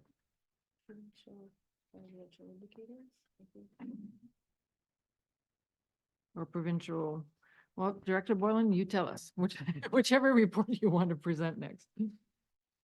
Yeah, so the first report was just an information report for council, a bit of a reader's guide. I think there is a resolution attached to that report just to receive it. I don't know if we should do that and then proceed through the actual budget reports. Oh, okay, so moving on to the assessment growth report. So the purpose of this report was just to convey information about the township's assessment base. I'll just hit the highlights here for council. Growth to our assessment base during 2023 amounts to $9,130 in additional property tax revenue. This equates to a property tax rate reduction of 0.11%. It's a very low year for us. Over the past 10 years, we've averaged around 10 times that amount, as displayed in the graph in my report. Based on our 2024 assessment roll, nearly 71% of taxes will be paid by residential properties, another 19% from farmland, 4% from commercial, and 3.7% from industrial, and about 2% from our pipeline and managed forest properties. So given our new focus potentially on economic development, my report also includes information about how much property tax revenue different kinds of development generates for the township specifically. So not the county or the province. Industrial being the most lucrative at $16,000 per $1 million of assessment, commercial at $11,800, residential at 7,200. So we can observe that industrial and commercial are the most cost-efficient types of development because growth in these sectors, generate more property tax revenue, but also don't significantly increase the township's operating costs in most circumstances. And then upgrades to infrastructure as a result of industrial or commercial growth is much more common, though these costs can usually be offset through development charges. So I'd happy to answer any questions council may have. Thank you. Questions, comments?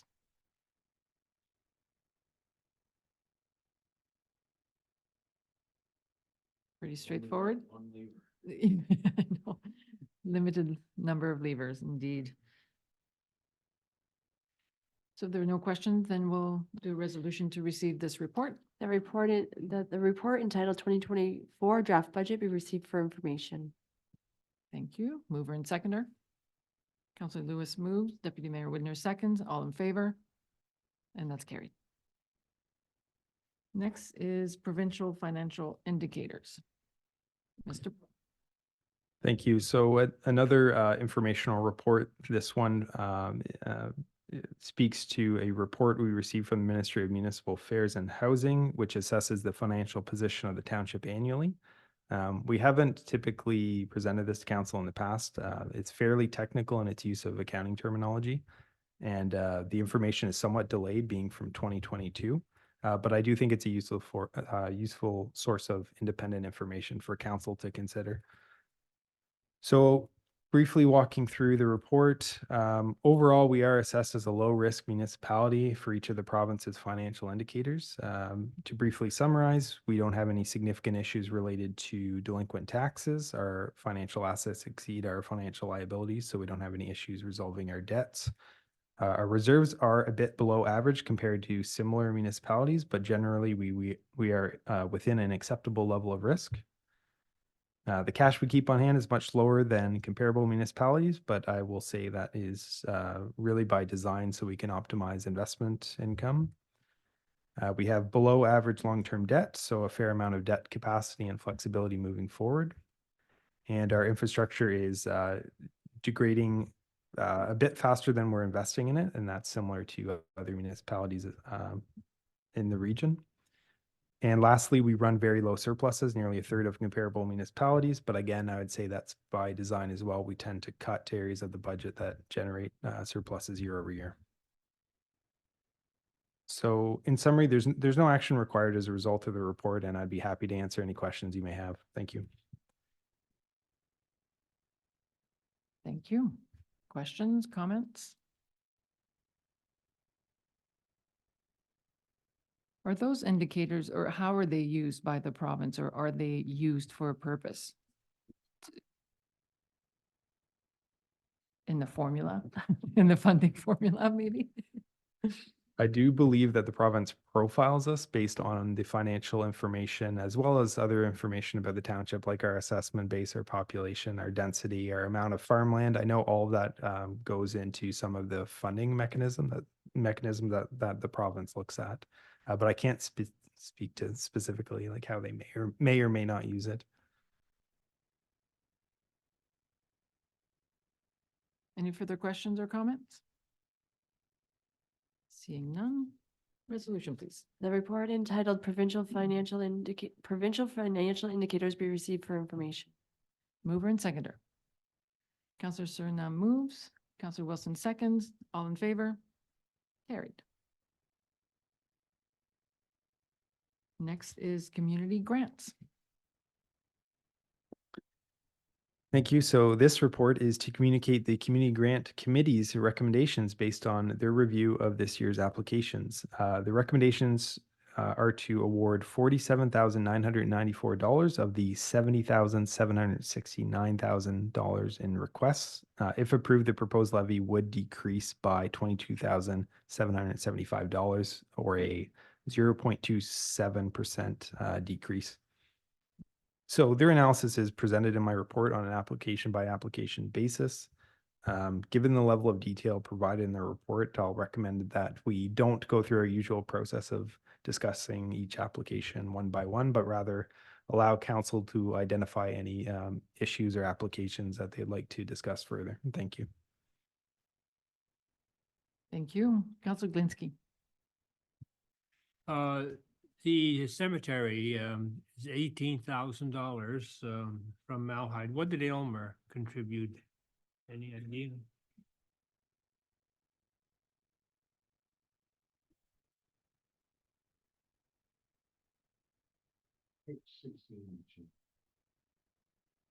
Okay, so we can look that up.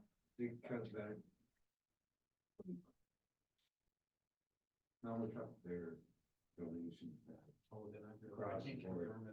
I've got their last year's funding. Yeah, they come back across the board, a certain So we'll verify that. Okay, the Councillor only Green. reason I ask Yeah, is because is your microphone? somewhere I heard that they're cutting back to zero for the cemeteries. And so I thought I would throw it out here and see where we go from there. Because it's supposed to be a balance between what Malahide puts in and what Aylmer puts in. And if they put in zero, then the cemetery board would have to make presentations to both councils to get that money back, which is what we had to do way back when, because Aylmer was always down to nothing almost. Thank you. Okay, thank you. We're buried in the old creation. Yeah. So I know the committee did not, the criteria that we use is based on our policy in terms of their overall budget, demonstrated need, and we didn't look at parity with other funding bodies. So that wasn't one of the criteria, but I think there's a comment there that in the future, we do want to look at it more closely. But we can get that information. Any other comments or questions on the committee's recommendation?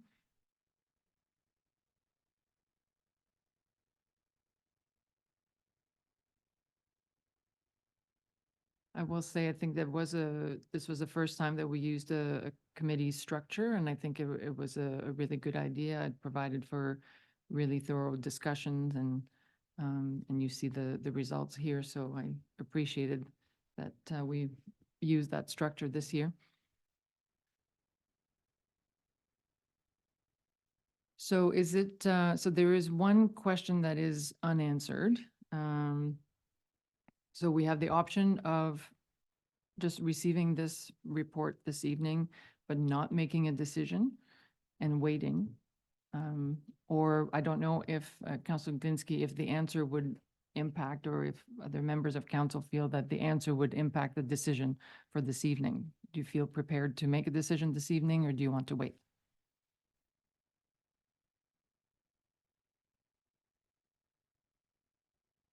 Councilor Lewis or Councilor Cerna? I don't think it matters what Elmer did for the cemetery, because it's not gonna affect what we do. Like if Elmer cut it out completely, we're not gonna make up the difference. So Elmer does what Elmer wants to do, and if I can remember correctly, at the last meeting, they didn't give a zero, they just cut back what they normally gave by a certain percentage. So if it's fine with Councilor Glinski, I can find out and get to him personally and let him know. Okay, that looks like it's agreeable. Councilor Lewis, did you want to say anything to this? Just as a committee member, it was broke down real hard, or chair. Yes, chair of the board, first time chair, good experience. Yeah. It wasn't easy, and I think it's gonna get more scrutinized as time goes. And that's just doing diligence to our community and our ratepayers spending their money. So it wasn't any one organization that we looked at different than any other one. And some you think like to do more, you know, they need more. But that's not really the job of the township to provide that, is what we came up with as a grant thing. So I'd like to see council approve it tonight, and it would give that treasurer a little bit more direction on, and we're starting off on a good note then, because like he said, it's 0.27 less than what we're looking at right now. And anything's gonna make a difference enough, because I think at the meeting we said, you take enough small pieces of a pie and without crunching anybody, and you can end up with actually a decent piece of the pie. So that's what we tried to do here, and tried to do it with the best of our ability. So it would be nice to see it approved. Thank you. Thank you for that. And yeah, and I think the committee and thank you to Director Boylan for capturing the discussion of the committee. The judgment was really on the criteria of the policy based on demonstrated needs, and it's no reflection or judgment on the value of and the the cause or the benefit of all these organizations. So these were all very valuable and important. Like all these organizations do important work, and but we needed to make a decision based on demonstrated need. Deputy Mayor Widner. Yes, thank you, Madam Mayor. Just before we pass this, I wondered, could we exclude the Harvest Bowl and put it as a separate motion? Because I am on the board. I just noticed that's now. We could do that separately. Otherwise, I'll excuse myself from voting on any of this, but I'd like to vote on most of it except that one. Just throwing it out there. I think that's a fair suggestion. I'll look to our clerk to see if we can prepare two resolutions. Without Harvest Bowl in it. Director Boylan, could you help us deduct the Harvest Bowl contribution? Yep. And in the meantime, Councillor Wilson. Is there any way we can just pass this? It's like. Because What- I basically think we're all in agreement. Yeah, as to- just for procedurally, I think it's fair because there is a pecuniary interest Okay. and or conflict of interest. So we'll just pass two separate resolutions, and the one with Harvest Bowl, then will the deputy mayor will excuse himself. And so I think that's good. So it's fair and consistent. So the first resolution. That report FIN 2404 entitled Community Grant Request be received for information, and that community grants excluding the Harvest Bowl grant application in the amount of 46,390, $46,394 be considered for approval as part of the budget deliberations as recommended by the Community Grants Committee. So I believe the number is 44,814, because we're dealing with two requests from Harvest Bowl, one for 1,600 and one for 1,580. So our total funding recommendations are 47,994. Harvest Bowl is for 3,180 of that, and that leaves us with 44,814 excluding Harvest Bowl.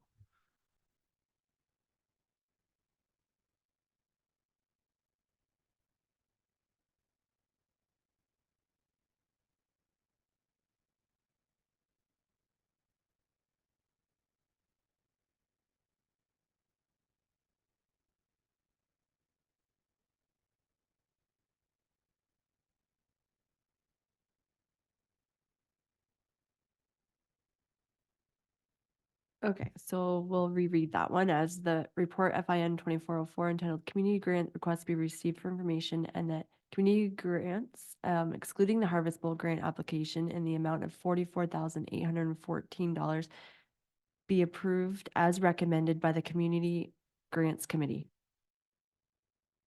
Mover and seconder. Councillor Wilson moves, Councillor Glinski seconds. All in favor? And that's carried. Then we'll proceed with the next resolution without the deputy mayor.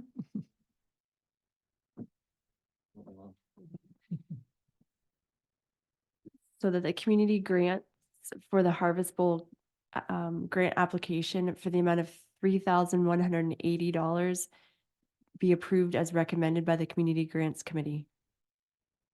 Thank you. Mover and seconder. Counselor Cerna moves, Counselor Wilson seconds. All in favor? And that's carried.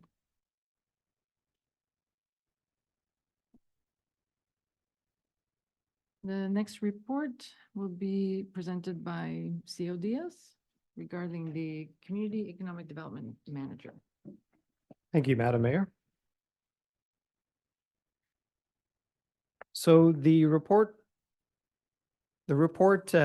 looks into the investment of a new position, a manager of community relations and economic development, which I'll refer to as by its acronym as the CRED manager. The two key elements we're looking at is to input customer service and economic development within the development services department. This position will also strongly align with championing the 4 strategic priorities in Malahide's 2023-2033 strategic plan. Part of the history when looking into this was there was a gap in the development services department. Previous attempts to hire a shared director of development services with BAM failed. However, the gap was not addressed. So there was an understanding that there needed to be something inputted into the development services department, especially because with the gap not filled, it caused regular CAO involvement in the development services department, and along with frustration among residents and businesses when it comes to the existing resourcing within that department. The consequence has been issues relating to customer relations and expectations. The role of the CRED manager would be a position that reports to the CAO, myself, and oversees economic development, customer service, and planning services. Major responsibilities include leading economic development strategy, ensuring investment readiness, managing customer relations, overseeing planning services, and handling grant applications and project management. For leading economic development strategy, the focus will be on developing and implementing economic strategies, attracting investment, and fostering partnerships. Now, the county also provides services, but at a regional level. The focus here will be providing local attention for Malahide and pursuing Malahide-specific interests. And the idea is to build economic development from the grassroots by looking at what's special in Malahide and building upon those relationships and assets that we have in the community itself. Bringing attention to what's specifically special here and using that as the fulcrum for future investment. Next point here is ensuring that Malahide is investment ready. It should be easy for any business owners or developers to be able to bring investment in Malahide, and they're finding that very difficult right now. Part of the issue stems again with the existing permit application process, which is very prescriptive. So when a developer who's very interested in bringing jobs and assessment and new things to the community, sits down and has a conversation with the permitting process, the only part of the conversation coming back is it's going to cost you this much, this much, this much. These are your development charges. It's going to take you this long. These are all the hoops you're going to have to go through. It's just bad news. So, and if the extent of the relationship did not exist in any stronger way than that before, this is the initial greeting they're getting. It's not really pleasant, especially when they want to bring this investment. Speaking with some business owners, they said, why should I invest in Malahide? What are the reasons why? And are we ready to give them, and it's unique to each investor, are we ready to give them the 10 reasons why you should stay here in Malahide and not go invest in Tillsonburg, and not go invest in Woodstock? Why should you invest here? There is no list that is, again, researched and brought specifically to each investor, because it definitely takes time to understand their business and what would be needed specifically for them. So you're looking at, again, from the building code on one end, and then on the other end, the zoning and planning, and it's a lot of red tape in their perspective, and they're getting upset. What I'm suggesting here is, again, this manager of community relations and economic development. There is a manager position managing the planning department and working alongside the building permit department, and able to get information that may be very technical in nature and provide that in a way that's easy to communicate to businesses and say, this is the steps you'll have to take in order to get your permit. This is how it will work with the building department. This is how it will work with the planning department. Here's how we get you from point A to point B. And, instead of just looking at it like in the sense, sometimes how it is, because when it's looked at from prescriptive nature, here's your application. Well, your application's deficient and we can't pass it, right? It's planning staff will say we can't recommend this report. It doesn't meet good planning, or it may not meet building code, and that's sort of where it ends. It's very difficult for the existing positions to talk about solutions as to how, right? Because that takes a lot of time. You have to sit down with the business, look at their plans, understand what their intent is, and know how the whole policy system works. And from getting from point A to point B, really need someone who understands it from the business owner side and has that background, speaking from the perspective of a sort of a business owner to a business owner. Business development should be speaking again to business development. And I think that will help really attain the communication, bridge that communication gap. So another point here, right? Oversee customer relations and service standards. I think, again, the best way to deal with these frustrations, again, over development, is by investing in a customer service champion. With the prime prerogative of an economic developer, the focus isn't on, their main focus isn't, is this going to meet building code or is this going to meet our zoning and planning? Their main focus is, we want to get this investment in Malahide here. We want to create jobs in Malahide. We want to create assessment in Malahide. That is their success factors that they're being measured against. How many jobs are they going to bring into Malahide? How many businesses can they bring into Malahide? That is their criteria for success. So they're going to be very motivated in order to look at any sort of ways in planning and building code in order to get these applications processed expediently where it can be. And then also to the point of, why we want development, it's key to what we brought up earlier when you're looking at the levy increases. I mean, any sort of development increase to our tax base is a key factor for ensuring that long-term that we can have reduced levy increases. Local example, with Southwold, with the Amazon plant there, I believe it was about a $2 million increase to their assessment, roughly. 2 million revenue. Yep. So again, just a plant like that, and in that case, that's a big example. But even smaller cases of any sort of new development can substantially help with our levy increases in the future. Not to mention, again, the added benefits, jobs, and focus on Malahide as a place for investment.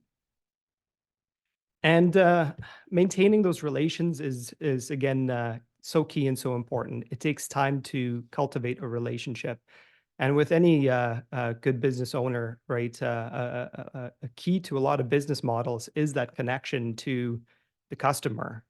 And it's one of those things where it takes time. You have to sit down, you have to listen. And I think this is what will be key for this position, where it's not sort of Malahide dictating to investors, these are all the rules we have. It will be, let's listen to what you have here. Maybe there is a problem with how our specific rules and all are presented that sets to serve as a bit of a roadblock to your investment. And then maybe they can look at that and bring back a recommendation to council, which says, you know, our process here is making it very difficult. This is the main thing that businesses are getting upset about. Perhaps there's a way to streamline this process, right? So they can identify any sort of roadblocks that prevent investment from flowing into Malahide. The last point here is to manage grant applications and projects, and certainly our staff already do a good job at getting grants, so it's not like we're not getting grants at the moment. But I think a key part of this position is to actively research grants. There's a lot of funding opportunities out there, and look for specific projects that we could partner with. I mean, examples may be trail building within local communities or working with local community groups. As we've recently discussed, we wanted a Ontario Trillium Fund grant with, again, the Harvest Bowl. So like there are opportunities to work with local partners and find not only opportunities for grants for us, but also for them where we can mutually benefit. So that's another key part for this position, to take a look at what money's out there, bring that money in, and help that money be brought in as a revenue to help offset the cost of the position. Overall, again, there are a lot of key benefits in alignment to strategic priorities, which I've outlined there as well. And the main sort of focus here, though, I know it's a short-term cost. I think it's the long-term benefits that come out of this investment that may be very beneficial to Malahide.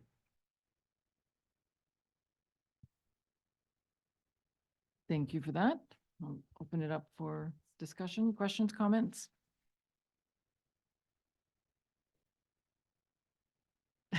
Not all at once, Deputy Mayor Widner. Yes, thank you, Mayor.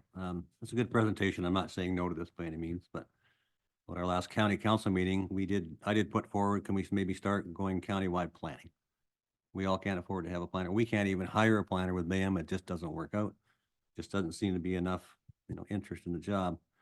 We already have economic development service at the county. Is that something that could be stepped up to maybe help us more? I don't want to have all the duplication of services where everybody has the same thing, but let's throw that out there.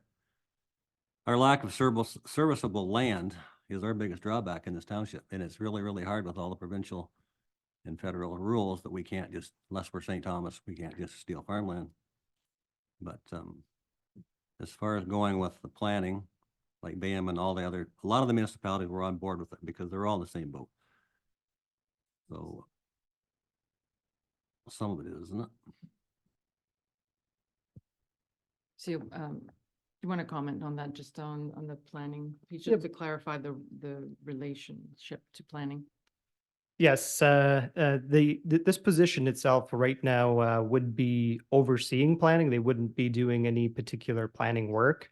I know that the county's looking at a model to shift over for planning, but I think a key factor will still remain where we want to be able to have some means of intervening when businesses or major investment is in our community and they're looking to invest here. Planning will always remain sort of a roadblock for them to get from point A to point B. So I think having a position that is able to act as a guide and be able to communicate perhaps what sort and help them guide them through any sort of red tape, through whether it's county planning or planning even at our level, may be very beneficial.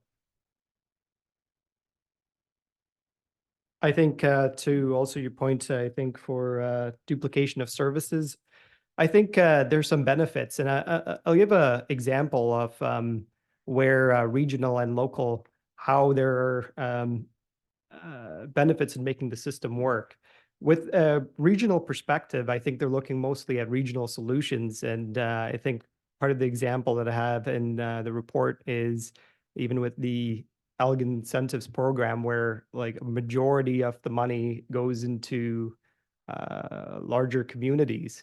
So part of it may be, again, that there's a lot more businesses in those communities, but again, part of it is overall Malahide did not get too many applications. In some of the business retention expansion interviews I sat in, and some of the businesses I've talked to, they're not too aware of that. So there are means to definitely work with the county in improving that. But I think one of the best ways to do it is by having someone local here that's able to leverage those resources at the county and work with them. An example I'd like to say is formerly when I was working up north, we all had our own local economic development positions that worked with in partnership with a regional destination tourism provider. And a key example was cruise ships that were coming to the region. The regional economic development services were able to identify locations where the cruise ships may be able to stop, but it was the local ones that then started looking at developing how the few local businesses, how the residents, how the local infrastructure may be impacted. And it's one of those things. I mean, you yourself will know what's best in your backyard and how to deal with it, more than perhaps anyone else. And I think for economic development is one of those things where it has to be very much tied to local and building on the great ideas that a lot of the local businesses have. Just in conversations with a few business owners, they have very creative ideas, and working and building upon their ideas and making it reality, I think takes time and attention at a very local level in order to really see your maximum benefit of value. Thank you. Councillor Wilson, did you have a comment? Yeah, so this is more of a comment. It's, I know there were other circumstances, but if something like this would have definitely helped along BDR with some of their pitfalls, taking 2 years to get into their, I mean, they're still not in, but basically double the time they were expecting to get stuff done. A lot of roadblocks, and it was having someone to facilitate this, and it would have made things a lot easier, a lot faster, saved a lot of money. Had the 80 people employed, they're already working out of there. So it's I don't think it's a bad thing at all. I think it would help streamline stuff and encourage people to invest here. And like you were saying right off the hop, when someone comes in and says, hey, I want to do this, it's like, how can we facilitate this instead of here's all the roadblocks?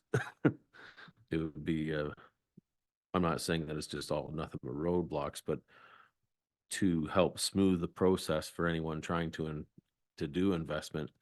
And that industrial commercial stuff is better for our assessment rates than anything else going. Thank you. Councillor Lewis. Just couple things. So for Adam, economic development, what percentage of our income to the municipality comes from development and growth? Is there a number you could put on that? Do you mean the amount of property tax revenue from commercial and industrial assessment? Yeah, like what other ways are there to make money for a municipality other than those three things? Yeah, property taxes is the default revenue source. As I said in my presentation, most of our property tax revenue is from residential and farmland properties. Commercial and industrial, I think, combined for 7% off the top of my head. And I think that equates to something like $600,000 in total. So I wouldn't approve this position on the basis of full cost recovery. I think it's to address some significant and well-documented service gaps. I think that's the reason you would pursue the position. Okay, I was just looking for backup tools, of course. It's amazing to me that John has been on council for half a year. Or a year, yeah. Okay. And yet this has already got to him. So me as a business owner, I've been around long enough in this municipality that I've heard lots and lots of issues with just mud. Just not that it's anyone's certain particular problem. It's not no certain individual. Me and Nathan had us talk the other day just about this exact same thing. And it needs improvement here. Like, and we can't grow without it. There's no way of growing without it. And as any business owner, when you start running into problems, you walk away real quick because there's other options for you now in this world. The value of grant money has increased 10-time fold because we're getting cut everywhere else. So if you can't pick up the other end somewhere, then yeah, you know, and at the end of the day, do we not as council still get a say in this person before we take that person on? Would we still not get the final yes or no after, or give consent to whoever to say, like, we're going to approve it. We're not going to hire somebody that we can't see what their performance is going to be and what their expectations is going to bring to the municipality, are we? I think we certainly could look at, for instance, in the part of the hiring process, if it's beneficial to do a presentation to council, for instance. I think that may be an option. Yeah, like I'd like to get it covered as good as we can because like, yeah, like right, just personally, like I've listened to 2 problems that's going on in Springfield right now. There's a problem in Mount Salem right now. There's an issues down in Port Bruce right now with bellies. And yeah, like these are all problems that have came up after the fact has started. And now it's, okay, now you got to do this now. And my interpretation of this is when this person comes in, instead of getting exactly what you guys have all said, you know, here this way, okay, you know, what have you got to present us? What would you like to do? And what can we do for you? And I'll tell you, that's a lot nicer knowing going into a battle, what you're going to fight against. And especially when you got some tools in your toolbox, like I tried to grab at the beginning here, when you've got that in your pocket before you go, it makes the marathon real easy. You can actually leaps and bounds, but what's going on now is it's got to be resurrected because we're just spinning our tires in mud. And if our revenue comes from growth and taxes and getting somewhere, well, that's just sort of an issue that I believe is a priority. Thanks. Thank you for that. I think your point about grants, we just at the beginning, we just talked about how provincial federal funding is decreasing. And now it's all about grants and it's competitive. It's who can get out there, who knows where the grants are. So to me, just getting a few grants out of one position pays for itself. And it has, whether we like it or not, at the moment, it has become the quote unquote game. So we've got to, I guess, play the game. But, and I will say, even as of this afternoon, I have another example of what I was told by this business owner of a $2 million investment that is walking away. And that where facilitation would have maybe influenced the decision otherwise. So we know. So I think between grants and facilitating growth, again, all aligned with our strategic plan and what is expected in the community and service standards. We have all the ingredients. We have the technical expertise. We have great staff. And now what we need is that sort of facilitation and coordination, including with the county. So, and I think, so in the end, we're removing one position or like sort of giving up on one position and creating another. So we're not adding a net position to the org chart.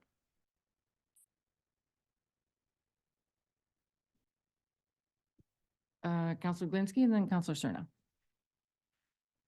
I guess one doesn't have to look any further than the building permits. I looked at them this afternoon and no residential, no new buildings going up.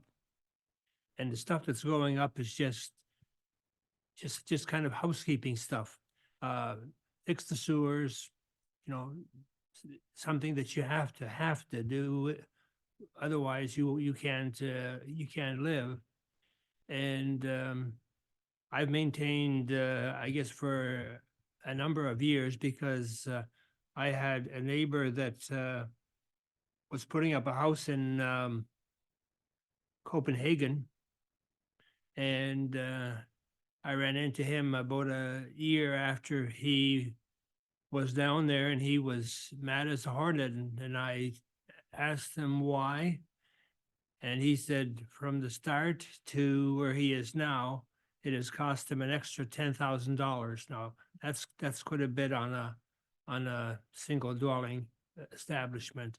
So there's something wrong, and I passed it on to the people that were here at the time, but it didn't seem to get any better, because the person that built a house on one of the lots that I sold was having all kinds of problems with permits to start with. And I couldn't believe it, because I couldn't believe it because I had gotten permits myself for different things. And that's just a matter of going to the office, paying your fee, filling out the form, showing them the blueprint, and we're done. And here they're saying that, well, it's going to be a week or 2 or 3 or whatever if you're lucky. That's worse than when things had to go to Toronto, where they sat on the corner of a desk for 3 months before they were even looked at. So, yes, I support what Nathan was saying 100%.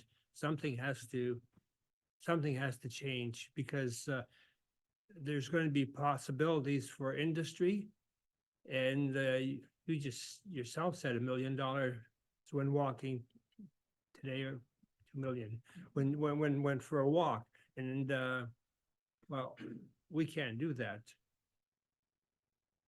We can't give them $2 million, but we should be able to make it easier for them to.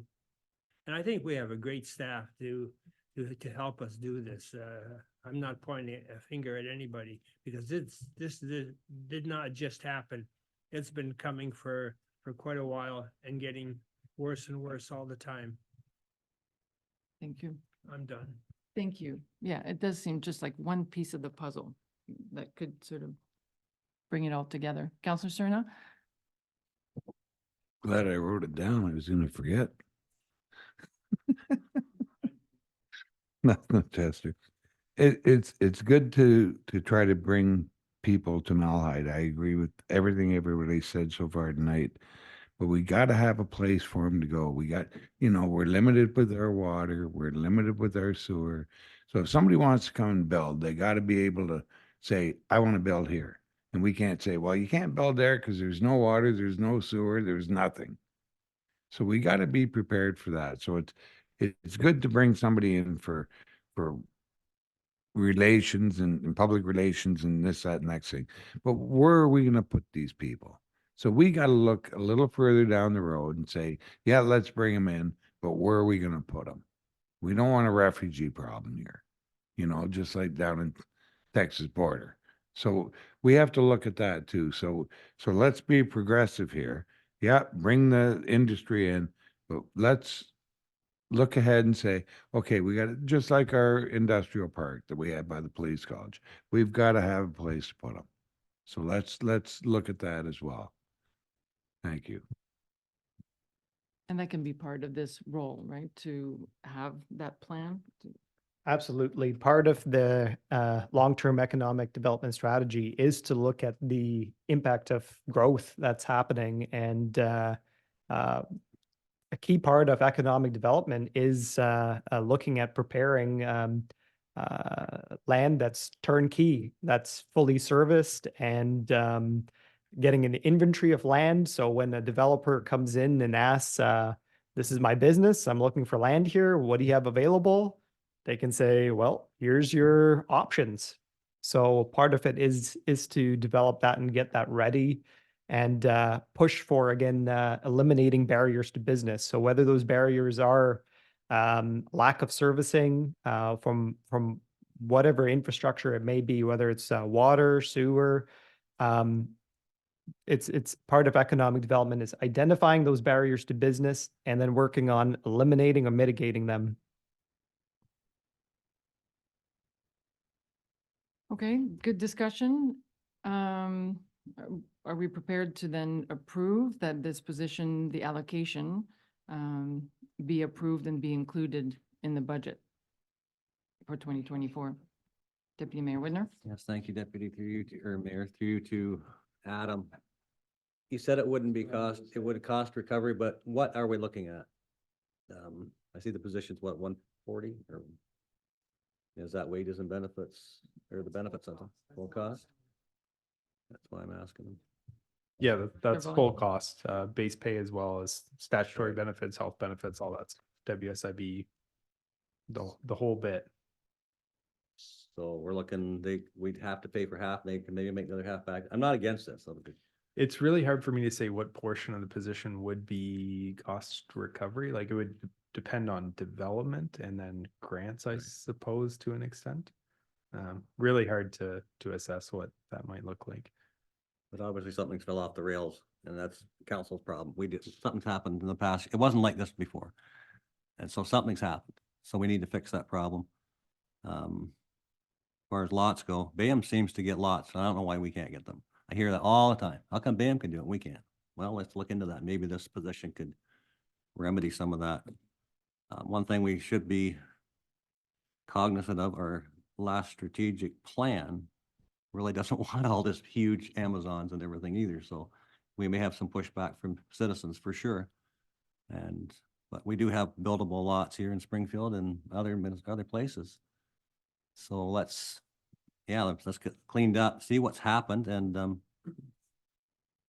if we have to do something like this, I guess we have to do it. I know a lot of the public don't want any more staff. They say you've got plenty of staff now and you're probably going to get your phone ringing if you do this, but I can support it if we can see a good payback for it and get some of these problems fixed up and maybe look for some more land. It's gonna be tough. Unless we're St. Thomas and we can just steal it from BAM. And this is something we can revisit if it doesn't deliver the results that we're looking for. I mean, this is not permanent in terms of, like, these positions can be created, they can also be eliminated. Counselor Cerna. Yeah, just further to it, Deputy Mayor Widner said, and he mentioned Springfield. Well, Springfield's not the only place in Malahide. And the problem with Springfield is you're limited with sewage and water. So if you're gonna bring industry in, maybe there's another place other than Springfield. Springfield's a beautiful village. I love it. And everything. But, you know, if you're limited to certain things for expansion here, then maybe you might want to look at Mount Salem, Fort Bruce, whatever. You know, there's ample opportunity. You know, Malahide, proud tradition, bright future. And it's all over Malahide, not just Springfield. So that's what I said earlier. You know, we got to find a place to put them, place to go. So that's part of the position. And bring them in and say, here, let's go for a tour. I'll drive you around. You point the spot out. Not a problem. So let's just focus on Springfield because Springfield is too much limitation, I think. Thank you for that. Deputy Yeah, Mayor? just to follow up to Councillor Cerna, I wasn't just focused on Springfield. I know that Copenhagen has services with water. But there's lots of buildable lots in Malahide. And we have to figure out maybe this position why aren't they being sold? Why aren't they being serviced? How come they're not being developed? So if we get 5 or 10 lots a year, this will pay for itself for the position. But I don't know what the holdup is. And nobody seems to know. We've had this development out here 5 years. Nobody's done anything. There's always a drawback for some reason, water or whatever, but I'm sure you could put in 4 or 5 with wells and it would survive. So no, I agree with you.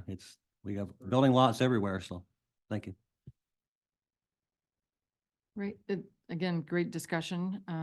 So it sounds like we're ready for a resolution that would approve this allocation into the budget moving forward. So did you read the resolution, Clerk Adams? The report number CIO 2402 entitled Manager of Community Relations and Economic Development 2024 expenditure allocation be received and that council approves $134,500 as part of the budget for hiring of a manager of community relations and economic development, grade manager. Mover and seconder. Counselor Lewis moves, Counselor Wilson second. All in favor? And that's carried. Okay, I'm looking at the clock, looking at the stamina. These budget discussions are really important. So I'm looking at Director Boylan, also council, I suggest we could stop here and pick up where we're leaving off. So pick up on mileage reimbursement rates on next Thursday. In the meantime, I would encourage, so now the public, the budget is out there, all the documentation. So, no, but we're going to have these discussions, but what I'm saying is that we pause here and then we pick up and have these discussions because it's getting a little bit late. So we're just pausing and then we're going to do these reports next week. We're just going to. I'm going to suggest we pause now. I don't think anything on here was a 1-minute discussion, so I'm going to suggest.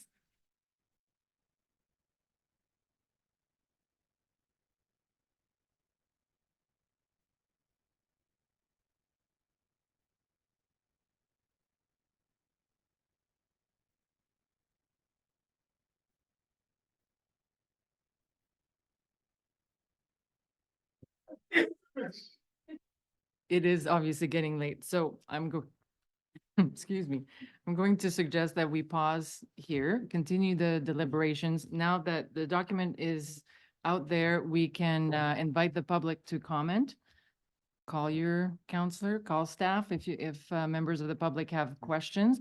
I just, before we pause then, are there any questions or any specific items you would like staff to research or look up in preparation for the next meeting?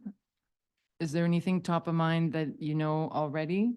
And if not, obviously, you can communicate with staff this week, and because next week will be our opportunity to really go and explore some of these line items that need further discussion and exploration. So the more we share those questions in advance, the more prepared we can be for next week. So is there anything top of mind right now?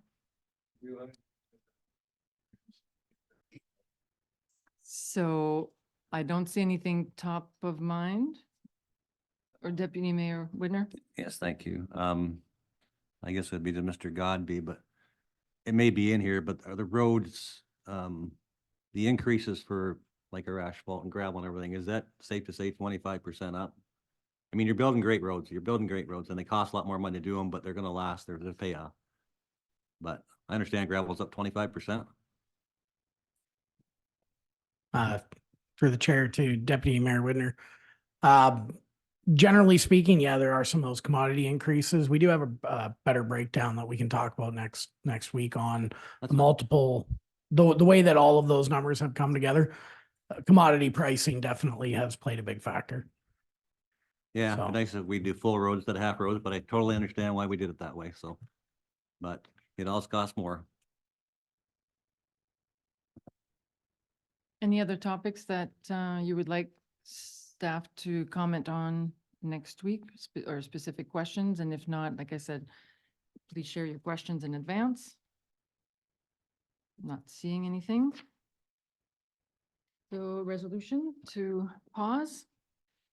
That the outstanding staff reports be presented at the following special meeting on February 7th, 2024, that the committee of the whole meeting relating to the 2024 draft budget be adjourned, and that the council meeting reconvene at 10:08 PM.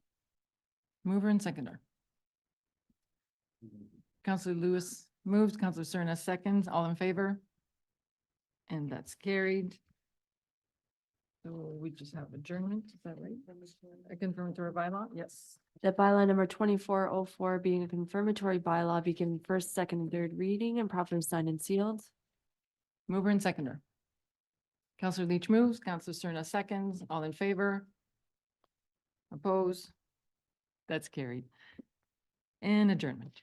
The council adjourned its meeting at 10:09 PM. Deputy Mayor Whitner moves. I know. It's getting late, I told you. And Councillor Cerna seconds, all in favor?